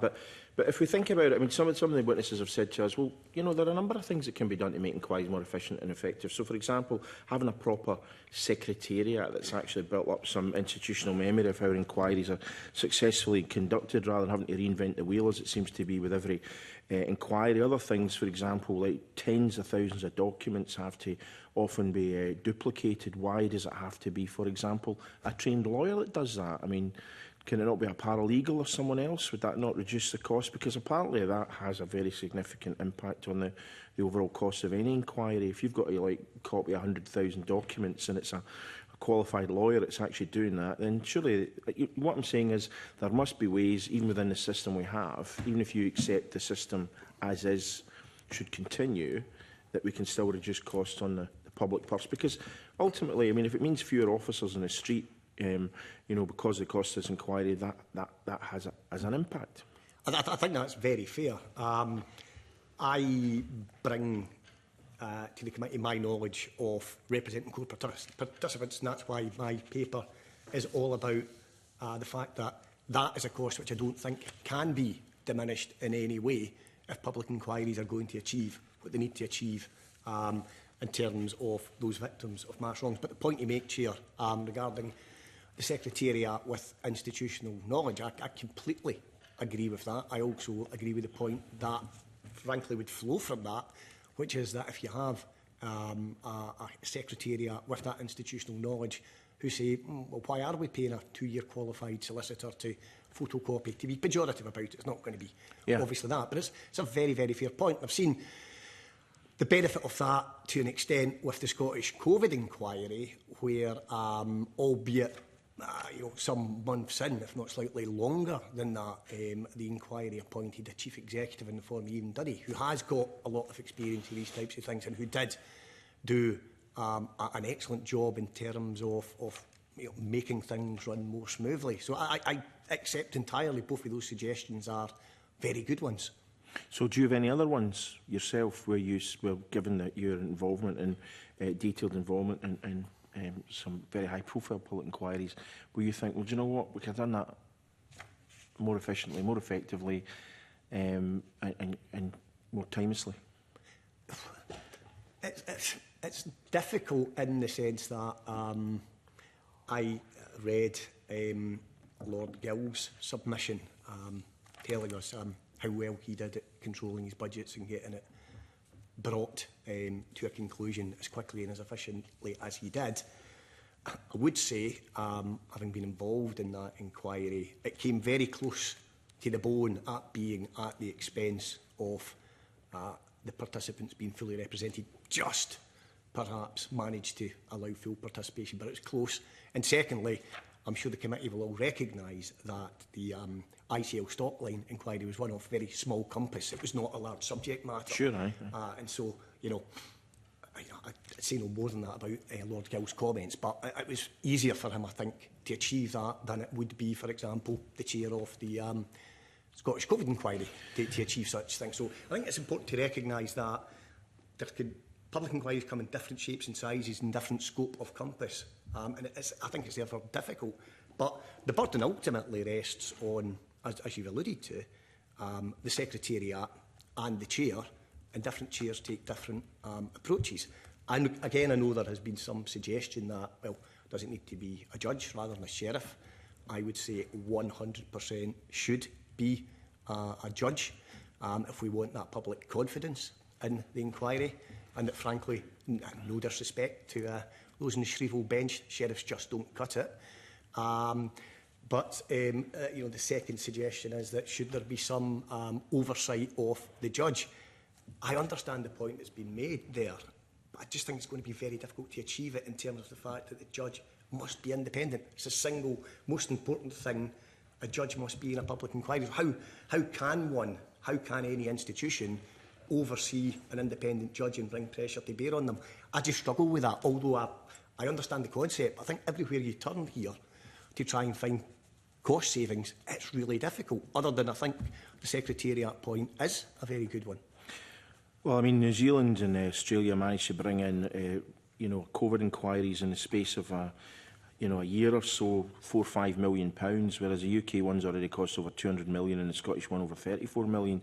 And I'm not aware of any real outcry in Australia and New Zealand that the process has not been adequate. We will investigate that as the weeks are ahead. But just to the thing about the judge-led inquiry, and I understand what you're saying, it's a gold standard, but we only have 36 senior judges in Scotland, and the Lord President has explained that if a judge is appointed, there's a substantial knock-on effect. So one judge sits for 205 sitting days, equating to 34 criminal trials, and they're only and so currently 3 of these judges are serving an inquiry, means that there's 10% fewer sitting days to hear cases. So that means other people are being denied justice. It's like, so the argument seems to be that the public inquiry subsumes everything else. So, for example, an inquiry into a health board, the money that health board has to redirect away from hip operations, for example, or heart surgery, or whatever it happens to be, has to be delayed or reduced because their funding is impacted.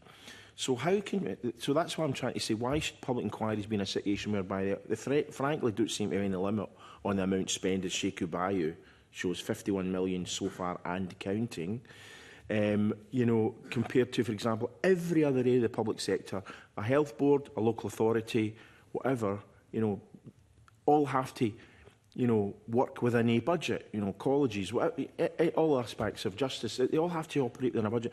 But your argument seems to be that all goes out the window for a public inquiry, and it's more important, for example, than than anything else that happens in the public sector, including police in the streets and carrying out operations in our hospitals. That seems to be the implication, because I'm not hearing ways in where we can actually we can really do things better other than what I've suggested in terms of, you know, secretariat and all that kind of stuff.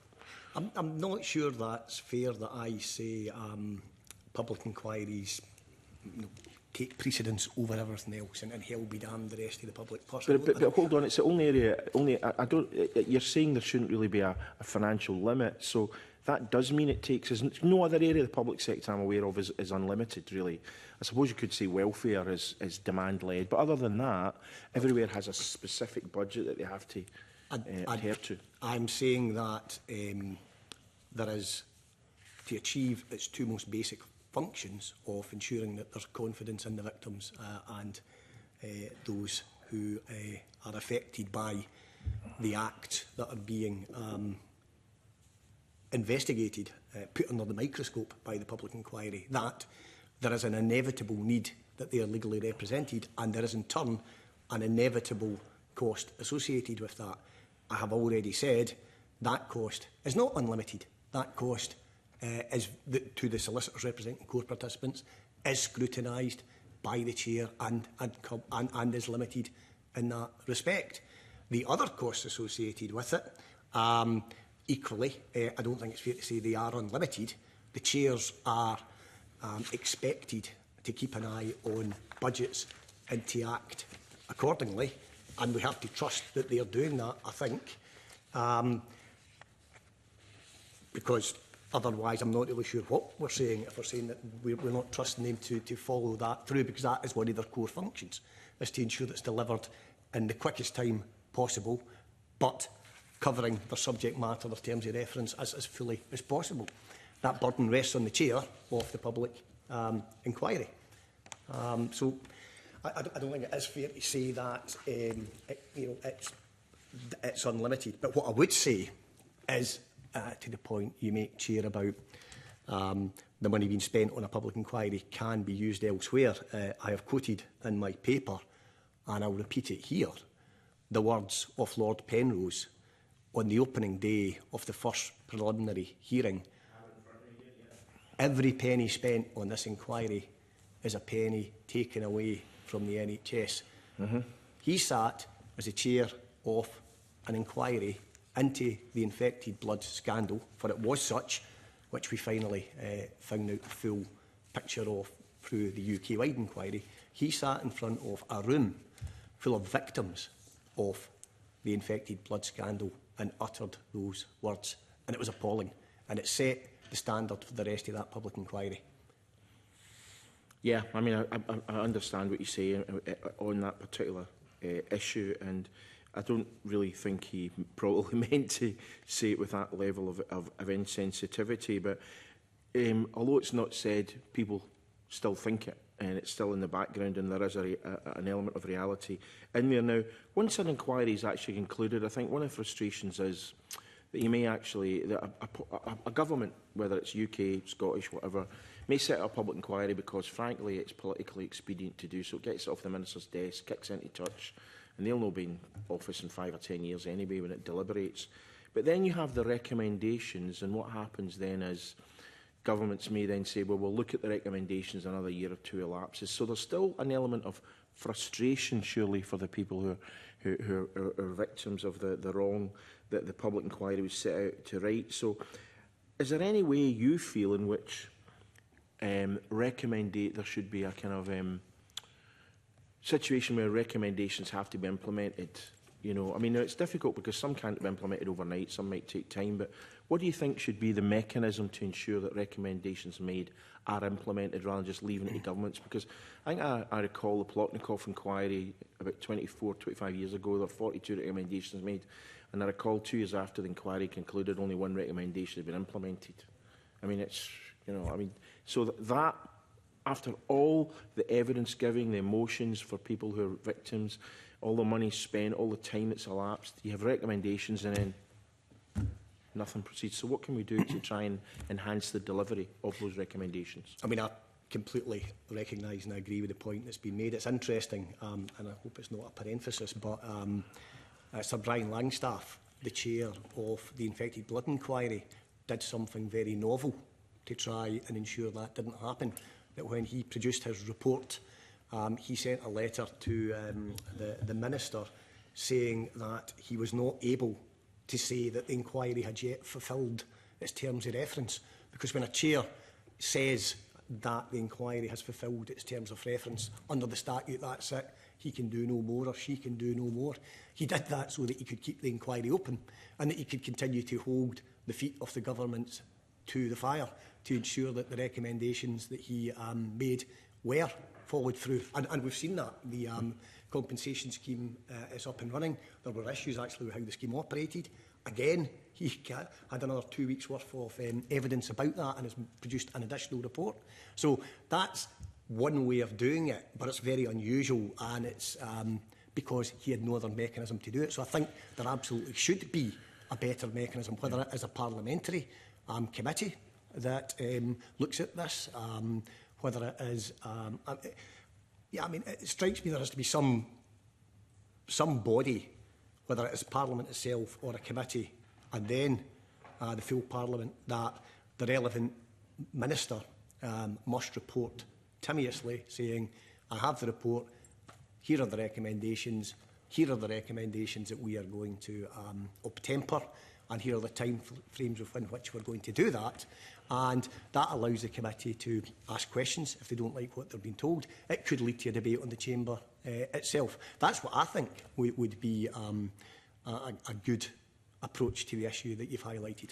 And just, I'm going to let colleagues in because I'm really enjoying our discourse, actually, with other colleagues who want to come in.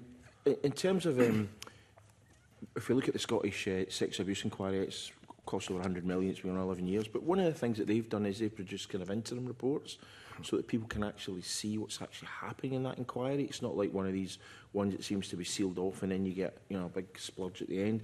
Is that a mechanism you think should be routinely introduced into inquiries so that people who are effectively the victims of an injustice can actually see that progress is actually being made? It's not the most parliamentary language, but I'm a big fan of interim reports. I do think they achieve exactly what you say. I think there are some occasions when it's not possible. I think it would have been difficult with the blood inquiry because the chair wanted to do it all as one because it was one big jigsaw piece.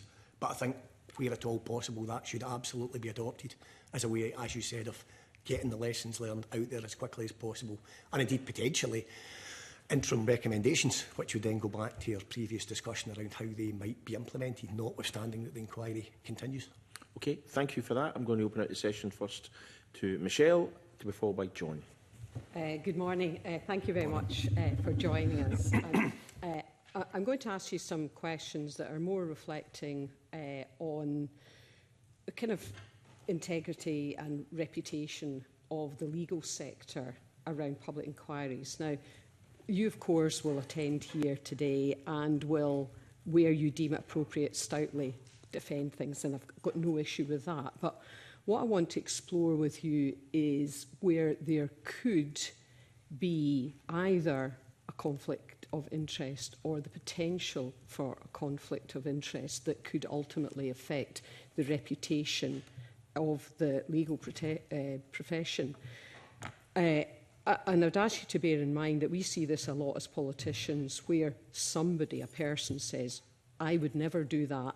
That doesn't necessarily mean, but that could never happen. So what we have seen, and in some respects it certainly helped trigger our inquiry, is we've seen where lawyers have, for example, used the media to whip up demand for a public inquiry. They've done that very, very successfully, and they've brought out, you know, people who had been terribly wronged, and that's their view, and, you know, had all the sort of stories running, and so on. So what, in the first instance, is your perception, and that seems quite a sort of departure of how your firm does things in terms of adding its voice to whether there should be a public inquiry as compared to going direct to the media and using that? What's your kind of sense as a company? I mean, as I said in my paper, I have worked with groups in the past to campaign for public inquiries and done so successfully. Our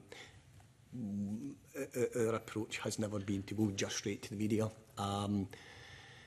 it was always campaigning hand in glove with members of this Parliament who agreed with us and with our victims groups that there was a need for a public inquiry. So I guess the conflict of interest point or the appropriate behaviour point would, if what we were doing was inappropriate, would apply equally to colleagues around the Parliament who worked with us, and that's never been the case.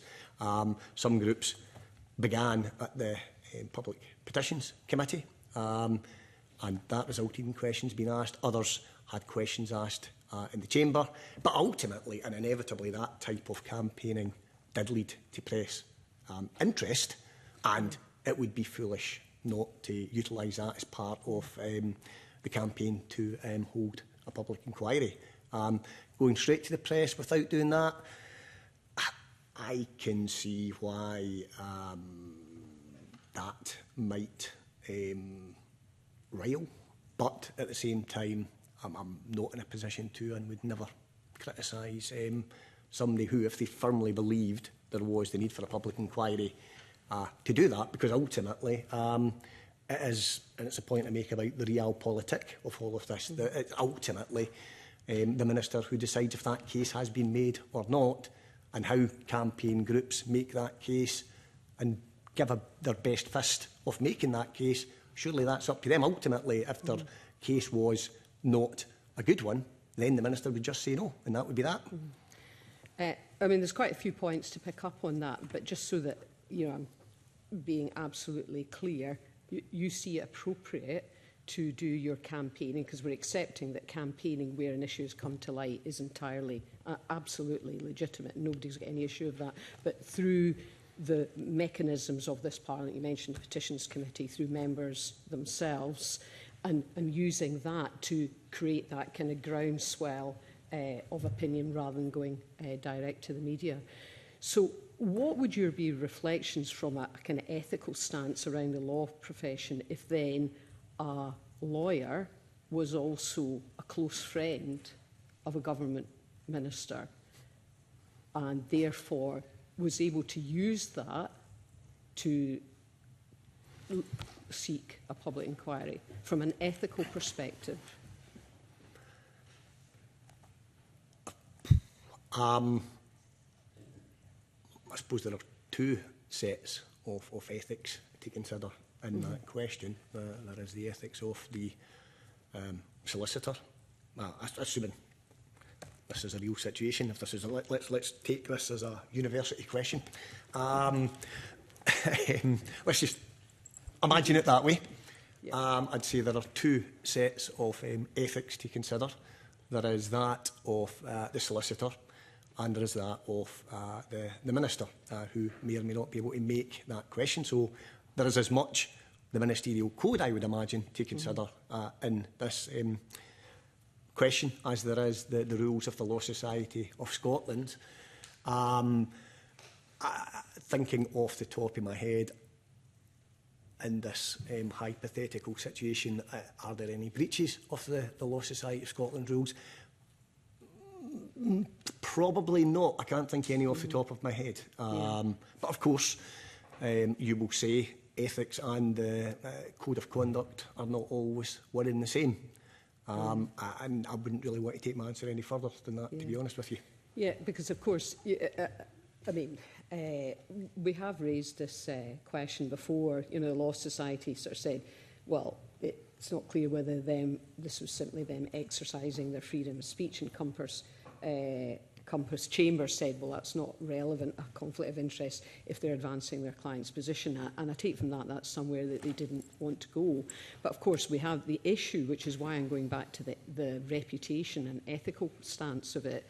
If there can often be a perception of a conflict of interest, even whether that did or did not occur, and therefore removing that perception is what I'm trying to kind of explore here. There may well be a tipping point, you know, and nobody's suggesting rules have been broken. That's not the point. I'm more trying to advance the perception. So Can I take it then that that's not the normal route? Certainly, I think you're making clear for your company to go direct to the media rather to lobby through.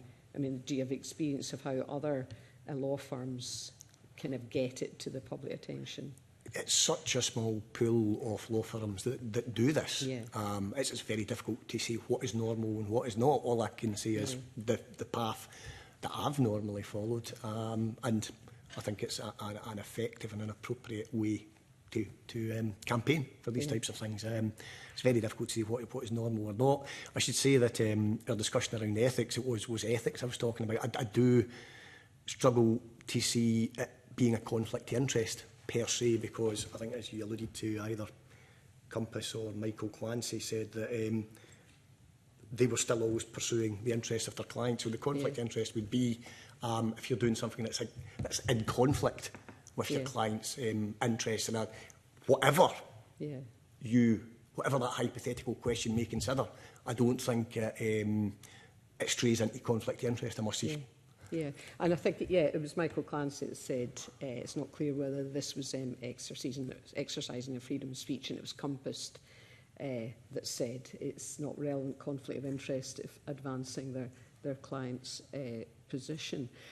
And following on that then, just linking it to the financial element of it, where we've had a situation like that, and then that results in, because we have lawyers advocating for a client's position, and one can make a case that the more successfully they advocate for that position over the maximum length of time, with, the convener's already brought up our perception around the lack of financial controls, this can be a very appealing position for a lawyer to be in if they manage to attach themselves to an inquiry that they're able to trigger through successful use of the media, that is kept ongoing for a long period of time, seeks potentially to have its scope extended, thereby increasing the length of time, and the result is huge fees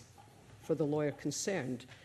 Can you understand from a perception point of view why this sort of example would pique the interest of the committee and ultimately affect the perception over the success or desirability of public inquiries?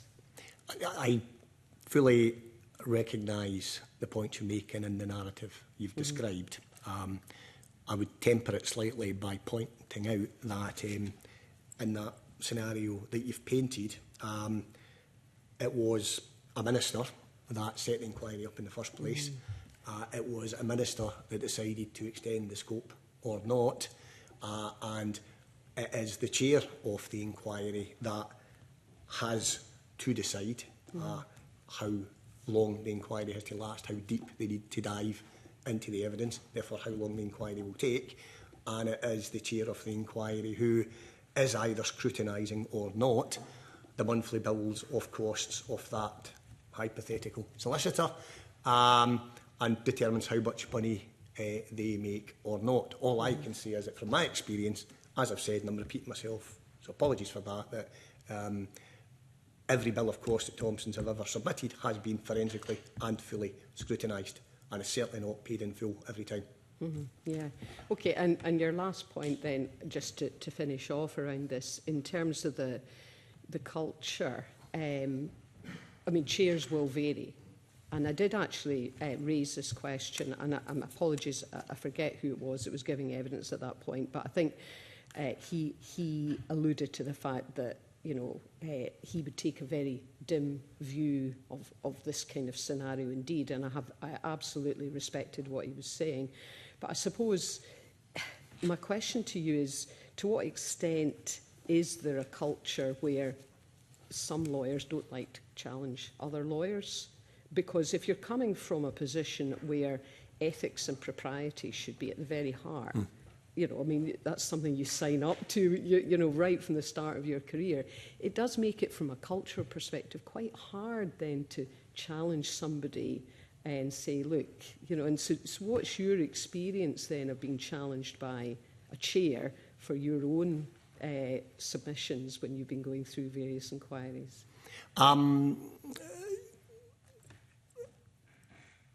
In terms of submissions, But I mean fee submissions. fees, indeed. Yes, Thank, sorry, should have been thank clear. you. Yeah, because I've never been on my feet metaphorically before a chair of a public inquiry.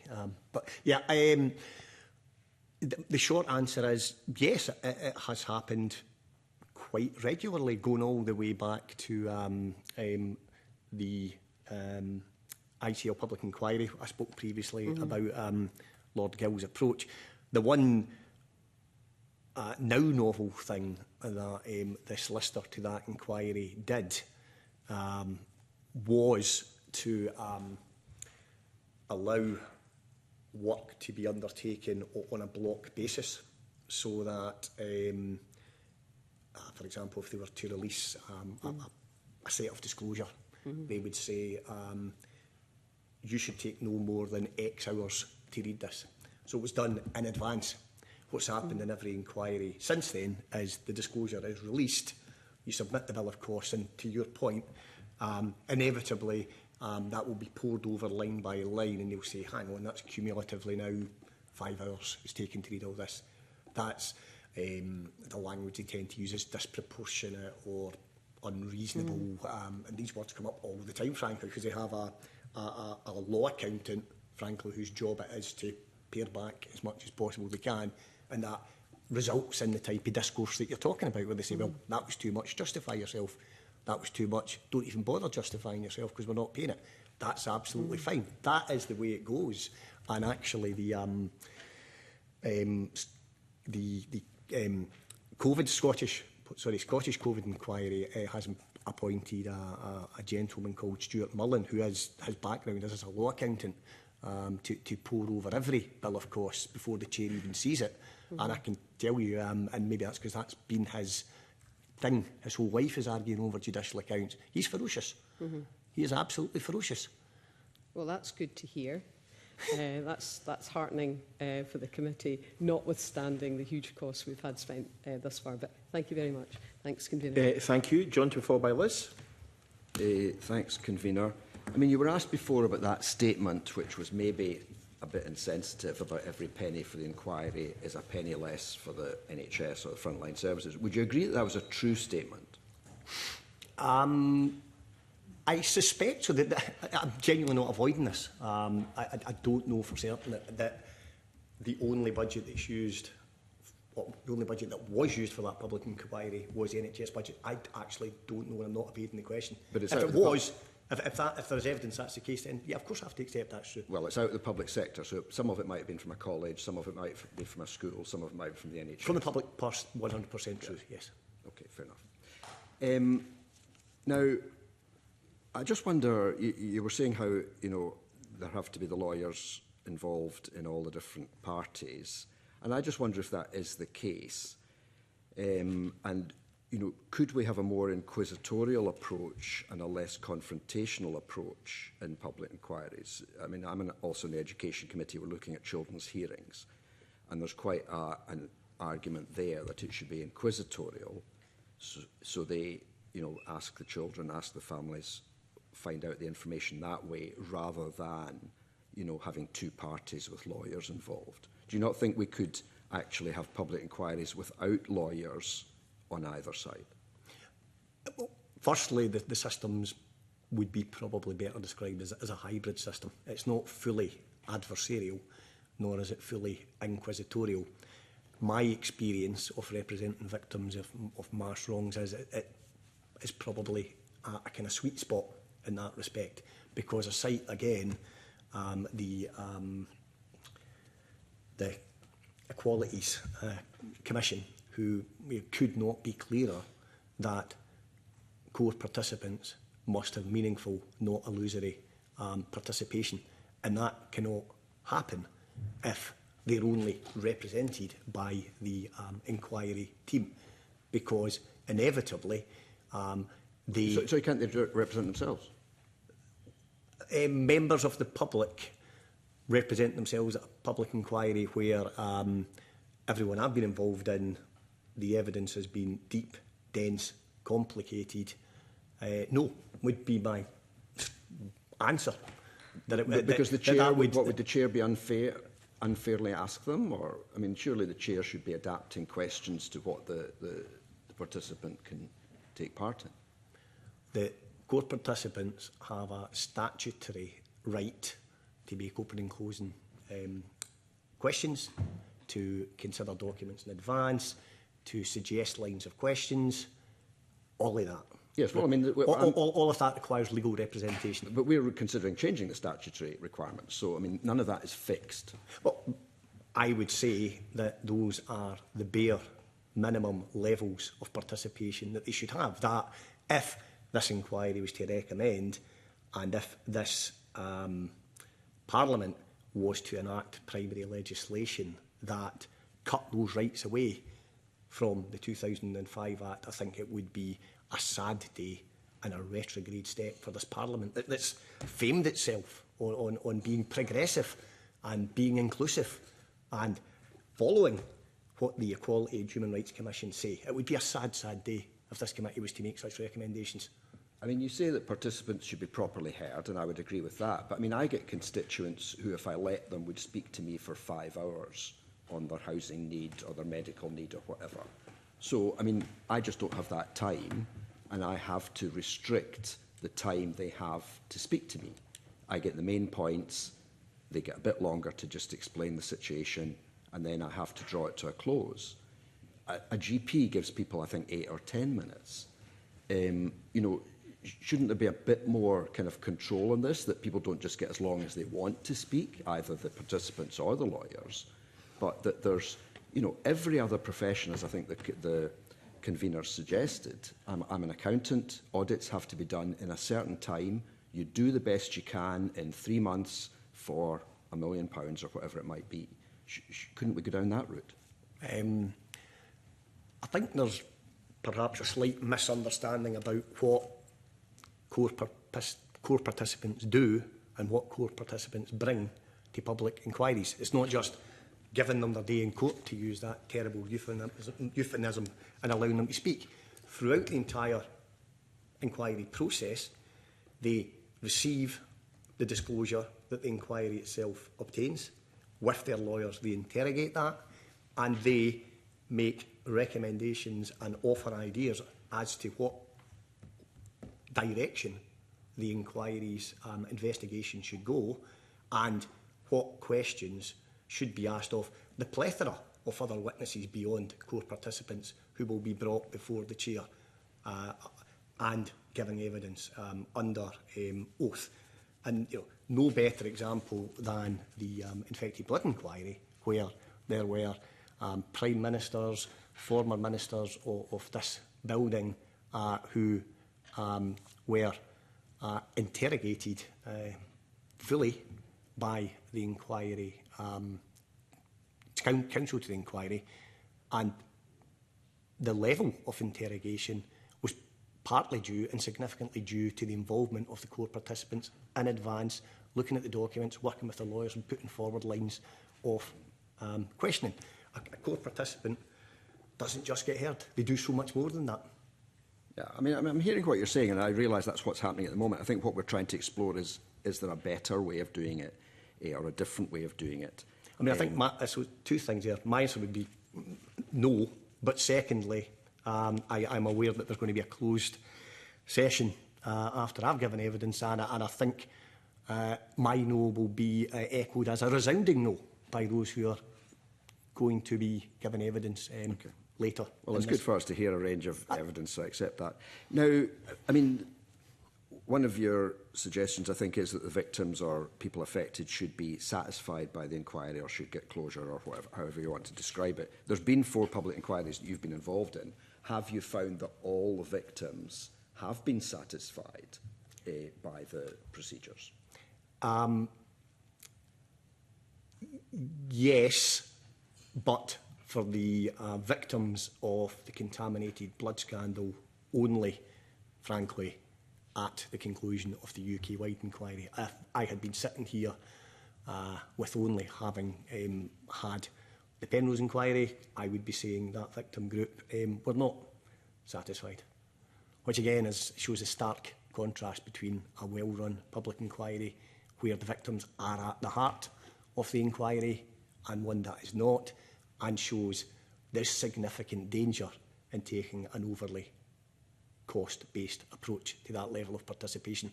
There can be no better example when we compare and contrast those two public inquiries and the conduct of those two chairs. So all the victims in relation to the Queen Elizabeth Hospital and the Royal Hospital for Sick Children were satisfied? Well, by the that's inquiry? ongoing. Okay.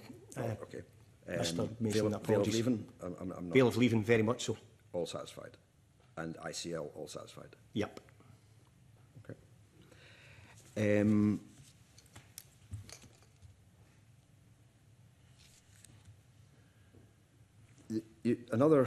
Well, it was actually the police put forward this argument that public inquiries inform public debate. And I just wonder, when they go on so long, is that not a problem? That, you know, the public, like the trams inquiry is an example, went on for a very long time. Did it end up helping the public? Did it help anyone, really? I wasn't involved in the trams inquiry. I am probably as sceptical as many people are in this room. I mean, you and I are both victims, in a sense. Not like in the hospitals, obviously, but we all paid, what was it, 500 million? So we all paid about £100 each for these trams.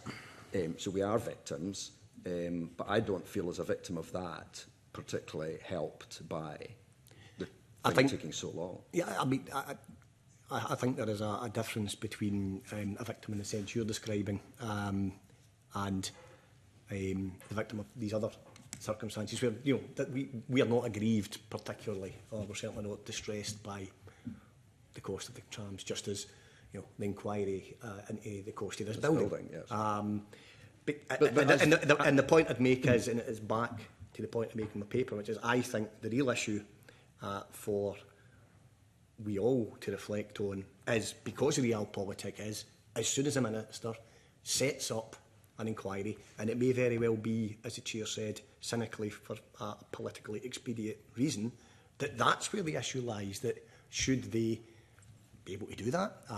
They know what the costs are going to be, but when we have a group of victims of a mass wrong who campaign and win a public inquiry, and it's not for political expedience, it's because it's the right thing to do, then they should be properly and fully represented at that inquiry, and they should have that level of participation that the I mean, I take your point that there's a major decision made when the minister agrees to the public inquiry, absolutely.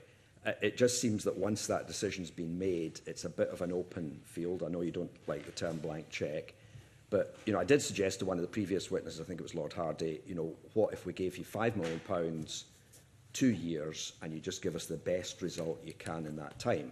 And he said he wouldn't do it. We've had others who said they would. Would you agree with him, or? It comes back to comparing and contrasting Stockline with COVID-19. 5 billion is not going to be enough for certainly COVID-19. But for the trams, it might have been. Well,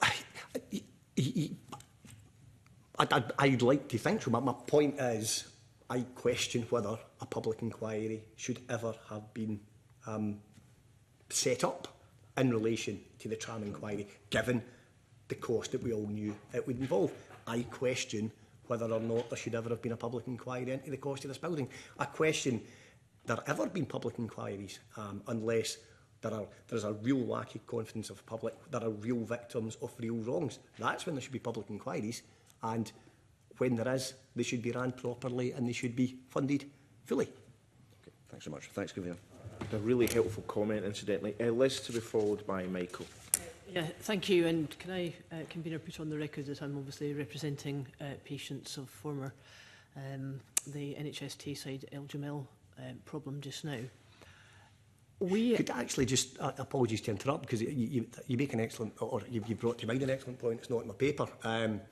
Thompsons do represent a relatively small number of people who were victims of El Jamel, and we, along with another firm, applied for core participant status and funding at public expense. The other firm had 10 times as many clients as we did, and Lord Weir, I'd say probably correctly, made the decision to knock us back and to allow only one group to be legally represented and to serve as core participants in the inquiry, which again shows that a good chair can control the funding and can say no. Thank you, Mr Maguire. That's helpful. Apologies for No, interrupting. I was actually aware of that circumstance, but thank you for that. We've obviously had it put to us by witnesses who have attended the committee that one of the reasons why there is an increasing demand for public inquiries just now is because of the failure of some public services. I think it was John Campbell, KC, when he was in front of us saying that, you know, they're a convenient way of politicians just saying, well, it's not on our desk now, this is off to a public inquiry. Do you agree that the reason why there is an increase is because there is evidence that more of the public services, particularly in health, are not functioning as well as they should be? I do. It strikes me as almost self-evident that there have been so many issues now that require public inquiries that must mean that things are not being run as they should. We, of course, can reflect on some of the decades-long failures and cover-ups such as the blood inquiry, but that's probably a different matter. Well, it's certainly the case for the patients that I'm representing, because it's been going on for a very long period of time. But just as we try to move forward to make sure that the public inquiries that do happen are as effective as possible, do you think there is anything that we can do to understand that some of them are not really necessary if we could solve the problems in the way that public services operate? Do you think that's a difficult thing to do, or do you think that's possible? I certainly think it's, again, self-evident that if these public services were run better and there were less, let's pray for no scandals, then there would be no need for these types of public inquiries. Yeah, I mean, the concern I have is that when public services have not been functioning as well as they should have been, and particularly if it's over a long period of time, the trust that the victims and people who are going to be involved in a public inquiry, the trust is diminished. They feel a complete lack of trust. Yep. And that then makes it difficult for the public inquiry to try to regain that trust, because it's essential for a public inquiry to work well. It is essential that the victims have trust in the process. Yep. And if that trust has already been diminished because they feel they've been badly let down by public services, that's quite difficult to get back. I completely agree. I completely agree with that. But I have witnessed chairs of public inquiries do just that, win that trust back. It is possible, but it's difficult. And perhaps a kind of interesting point in that respect is, returning to my point about trams and this building, when the first terms of reference were, the draft terms of reference were prepared for the Vale of Leaving and Edinburgh Sick Kids, I made strong submissions to the effect that it read more like a bricks and mortar public inquiry. It read more like an inquiry into this building than it did an inquiry into failures at the NHS and significant failures at the NHS. It did not have the victims at the heart of it. And those terms of reference were significantly redrafted, and the language that the victims, the patients, would be at the heart of the inquiry was placed into those terms of reference, and that made a significant difference in terms of the mindset of those people that I represent at that inquiry. And just on this question of terms of reference having to be modified or expanded in some cases, there seems to be a growing number of public inquiries where that is a likely possibility because of the fact that new information is coming out through various victim statements, and particularly over a long period of time, if these victims are feeling that they really have been undermined, I think, in the way that they have approached their case, it's very important that these terms of reference can reflect their interest as well as those of the government minister who set up the public inquiry. Is that something that you're concerned about? I wouldn't say concerned. I would say that, firstly, if terms of reference need to be changed for the reasons that you've highlighted, they should absolutely be changed, and it should not be seen as a criticism of the chair or anyone else for that matter. I think the need for the terms of reference to be as you've described, which is wide, which is covering the areas that the victims are concerned about, is absolute, because if the terms of reference don't cover those types of matters, then the inquiry will be lacking. Both the, and indeed to an extent, both the UK public inquiry, the Queen Elizabeth inquiry, and effectively the LGML inquiry, all within their terms of reference, look at, to some extent or other, the extent to which there was a cover-up or not. Yeah. Having something like that in a public inquiry where we're ultimately saying it was the state that got it so badly wrong and where there were decades of things not being looked at, can make an enormous difference to the confidence of the court participants. And my final point on that is that obviously there are some circumstances where the terms of reference, they're bound by legislation in Scotland, but there are circumstances, and again I put on reference the LGML inquiry, where there are circumstances within UK jurisdiction which are important in exposing some of the important details. Do you have any views about how Scottish and UK governments in those circumstances should liaise to ensure that all the points, whether they are devolved or reserved, can be brought together? It's certainly possible, and it certainly should be done, if at all possible. The Lord Gill's inquiry, the ICL Scotland, was the first and I think still only joint public inquiry. It was set up by both Westminster and Holyrood, and so there was liaison there, and it was therefore effectively a UK-wide inquiry held in Scotland. I think the mechanism was simply the Westminster basically gave permission for Holyrood to set the inquiry up and to look at everything, and it flowed from there. And that was certainly allowed a much deeper interrogation.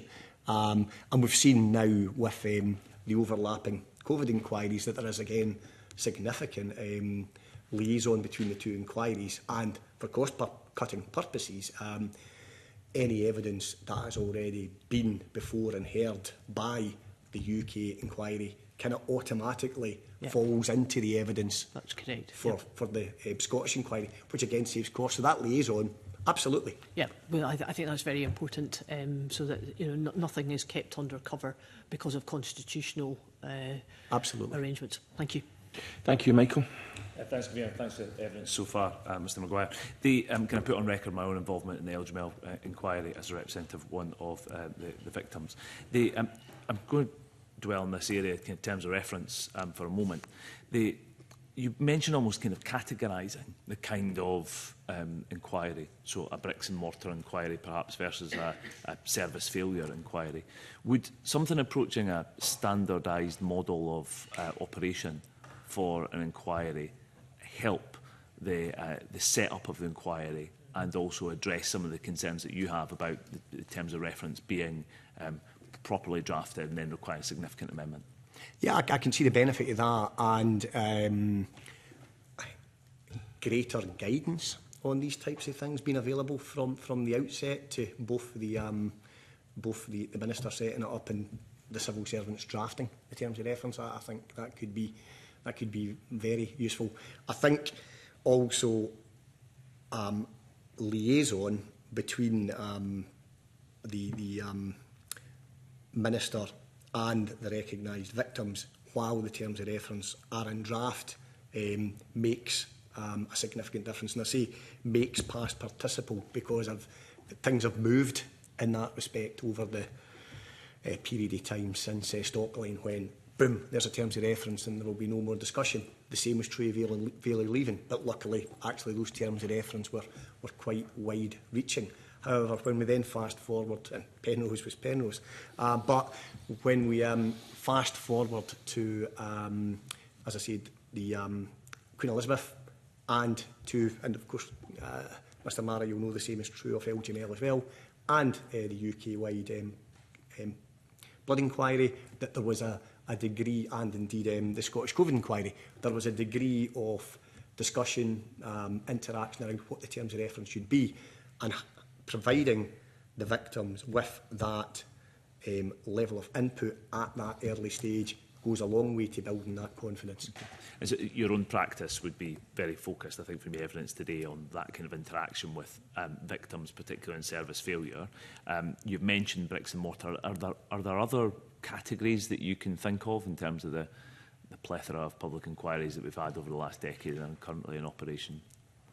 I suppose, I don't know what you describe COVID as, to be honest with you, because there is clearly a victim aspect. I know the care home relatives, core participants are here, and we're very much victims of the harsh approach to the closure, not lockdown but lockout of care homes. But there's aspects of that inquiry that are just so far-reaching in terms of impact on health and safety, etc. So I don't know how you'd categorise that, but there are certainly elements of that's it. fair. I mean, could I venture a slight categorisation of that on that there are the need for quick lessons to be learned? You know, we are told that we're still highly vulnerable to another pandemic, but as the convener referenced, these inquiries are rolling on for years and years. Yes, setting the expense side at this moment to the side, I worry that we're not learning the lessons in time to actually do something differently. Yep. And so would that not be a concern? We've talked a lot about money, but some of the issues of all of these inquiries, how long they take, and the impact on people.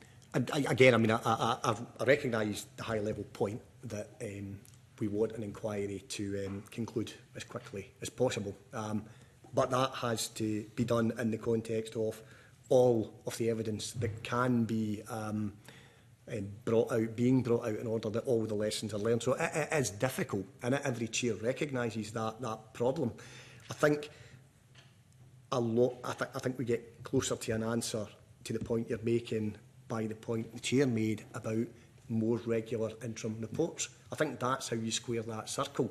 We did invite the chair of the Scottish COVID-19 inquiry to issue an interim report specifically in relation to an aspect of the care home experience. There was a hearing on it, and it was a kind of finely balanced thing, and he ultimately decided it was not quite the appropriate time. That is what it is. But you know, I do think interim reports go a long way to squaring the circle that you've identified. I think that's useful, and because my closing point on this, you have also set quite a lot of store by in your evidence about people campaigning for justice through this process and winning a public inquiry, in your words. That's about an impetus for change and justice. But what we see is a pattern where recommendations are forthcoming many years after the initial events, and that perhaps some of that impetus has dissipated.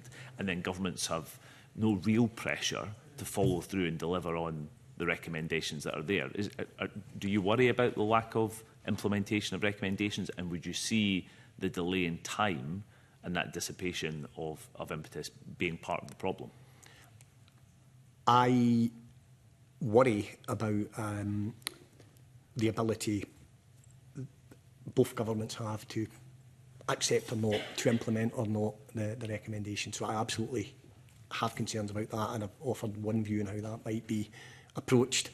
I think the length of time may be a factor, but when I see the level of public interest and scrutiny at the publication of the Infected Blood Inquiry and the full-throated apology by the then Prime Minister, it can be done. You know, that interest can reignite, and that and things, and that issue not being therefore prohibitive of interest and implementation. Okay, thank you.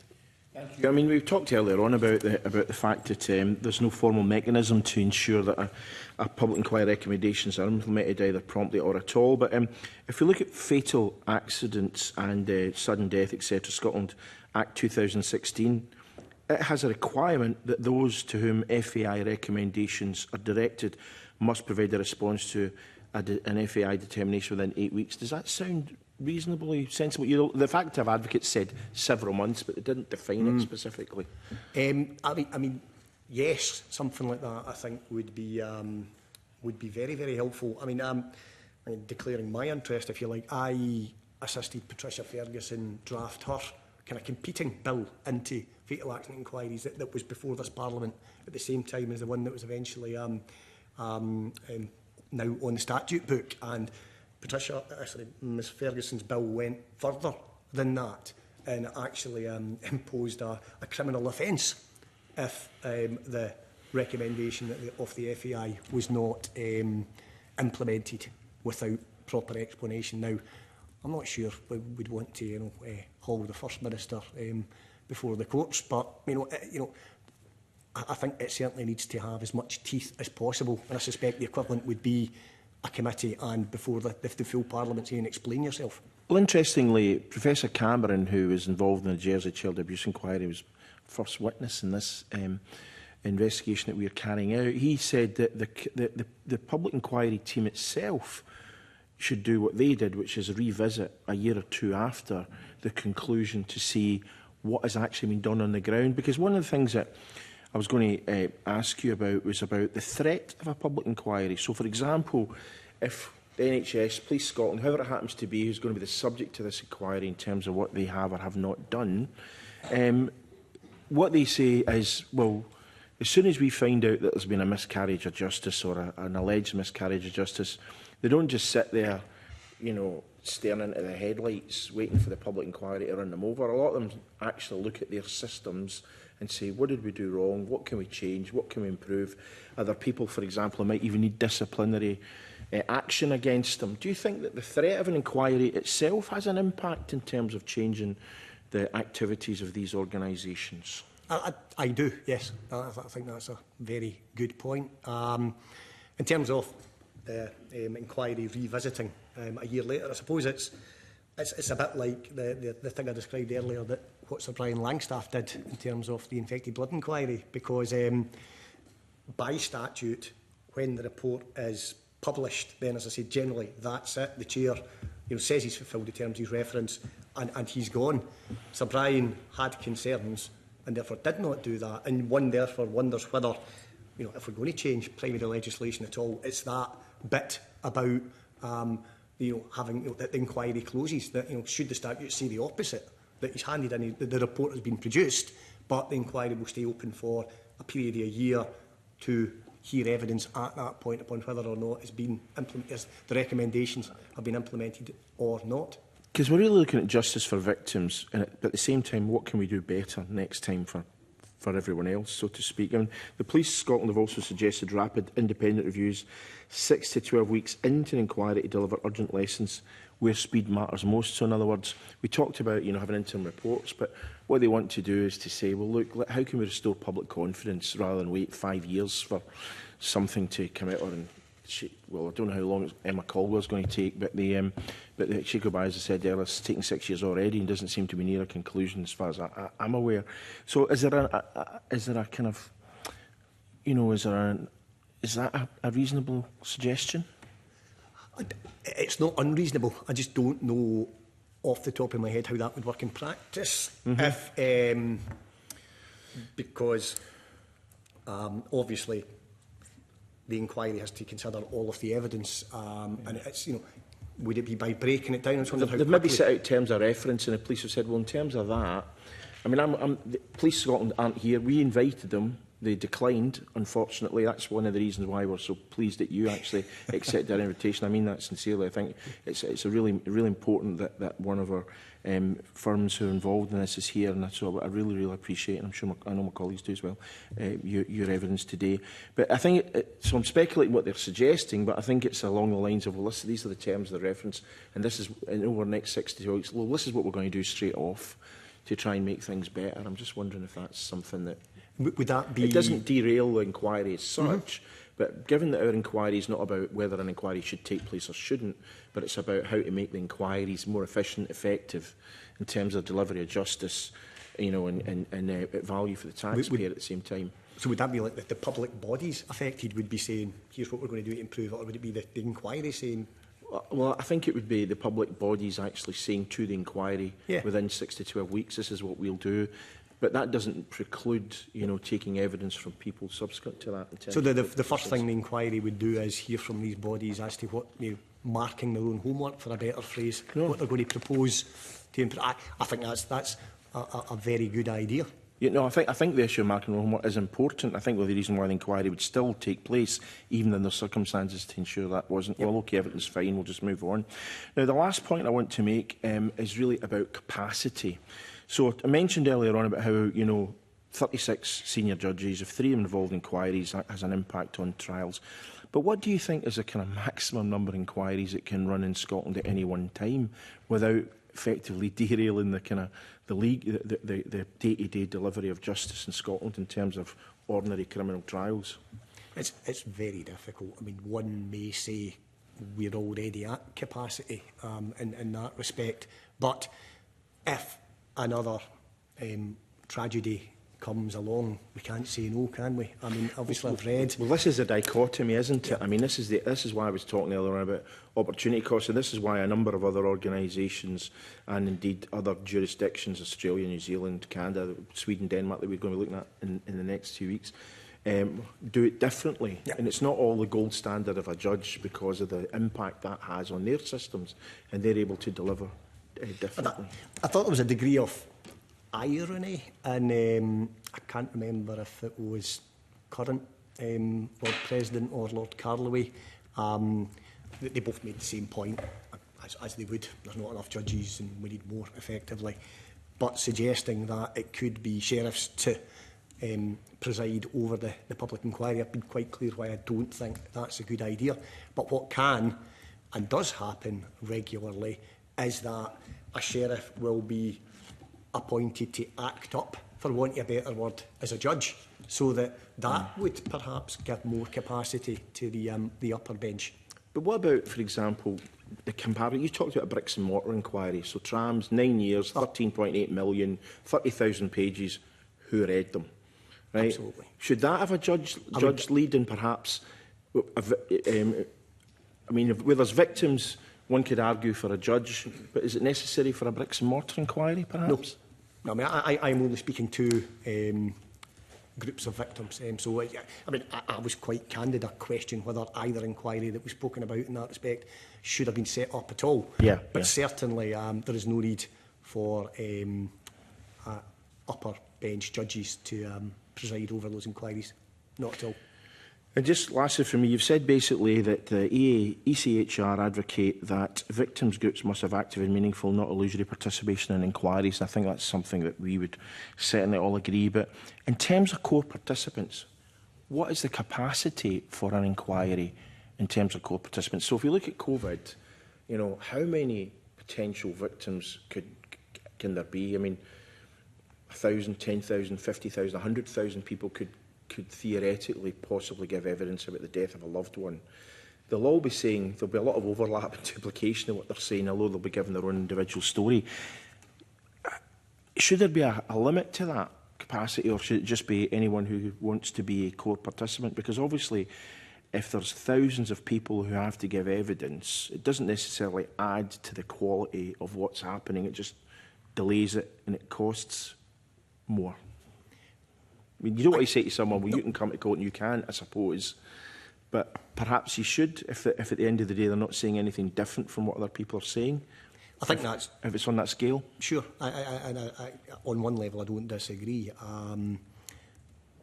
But that comes down to the discretion of the judge, and you'd hope that he would exercise that discretion sensibly, whereby, if there were, as you said, a group on the periphery of the issue that's being explored, maybe aren't true victims, if that's not an inappropriate way of phrasing it, that they would not be granted core participant status.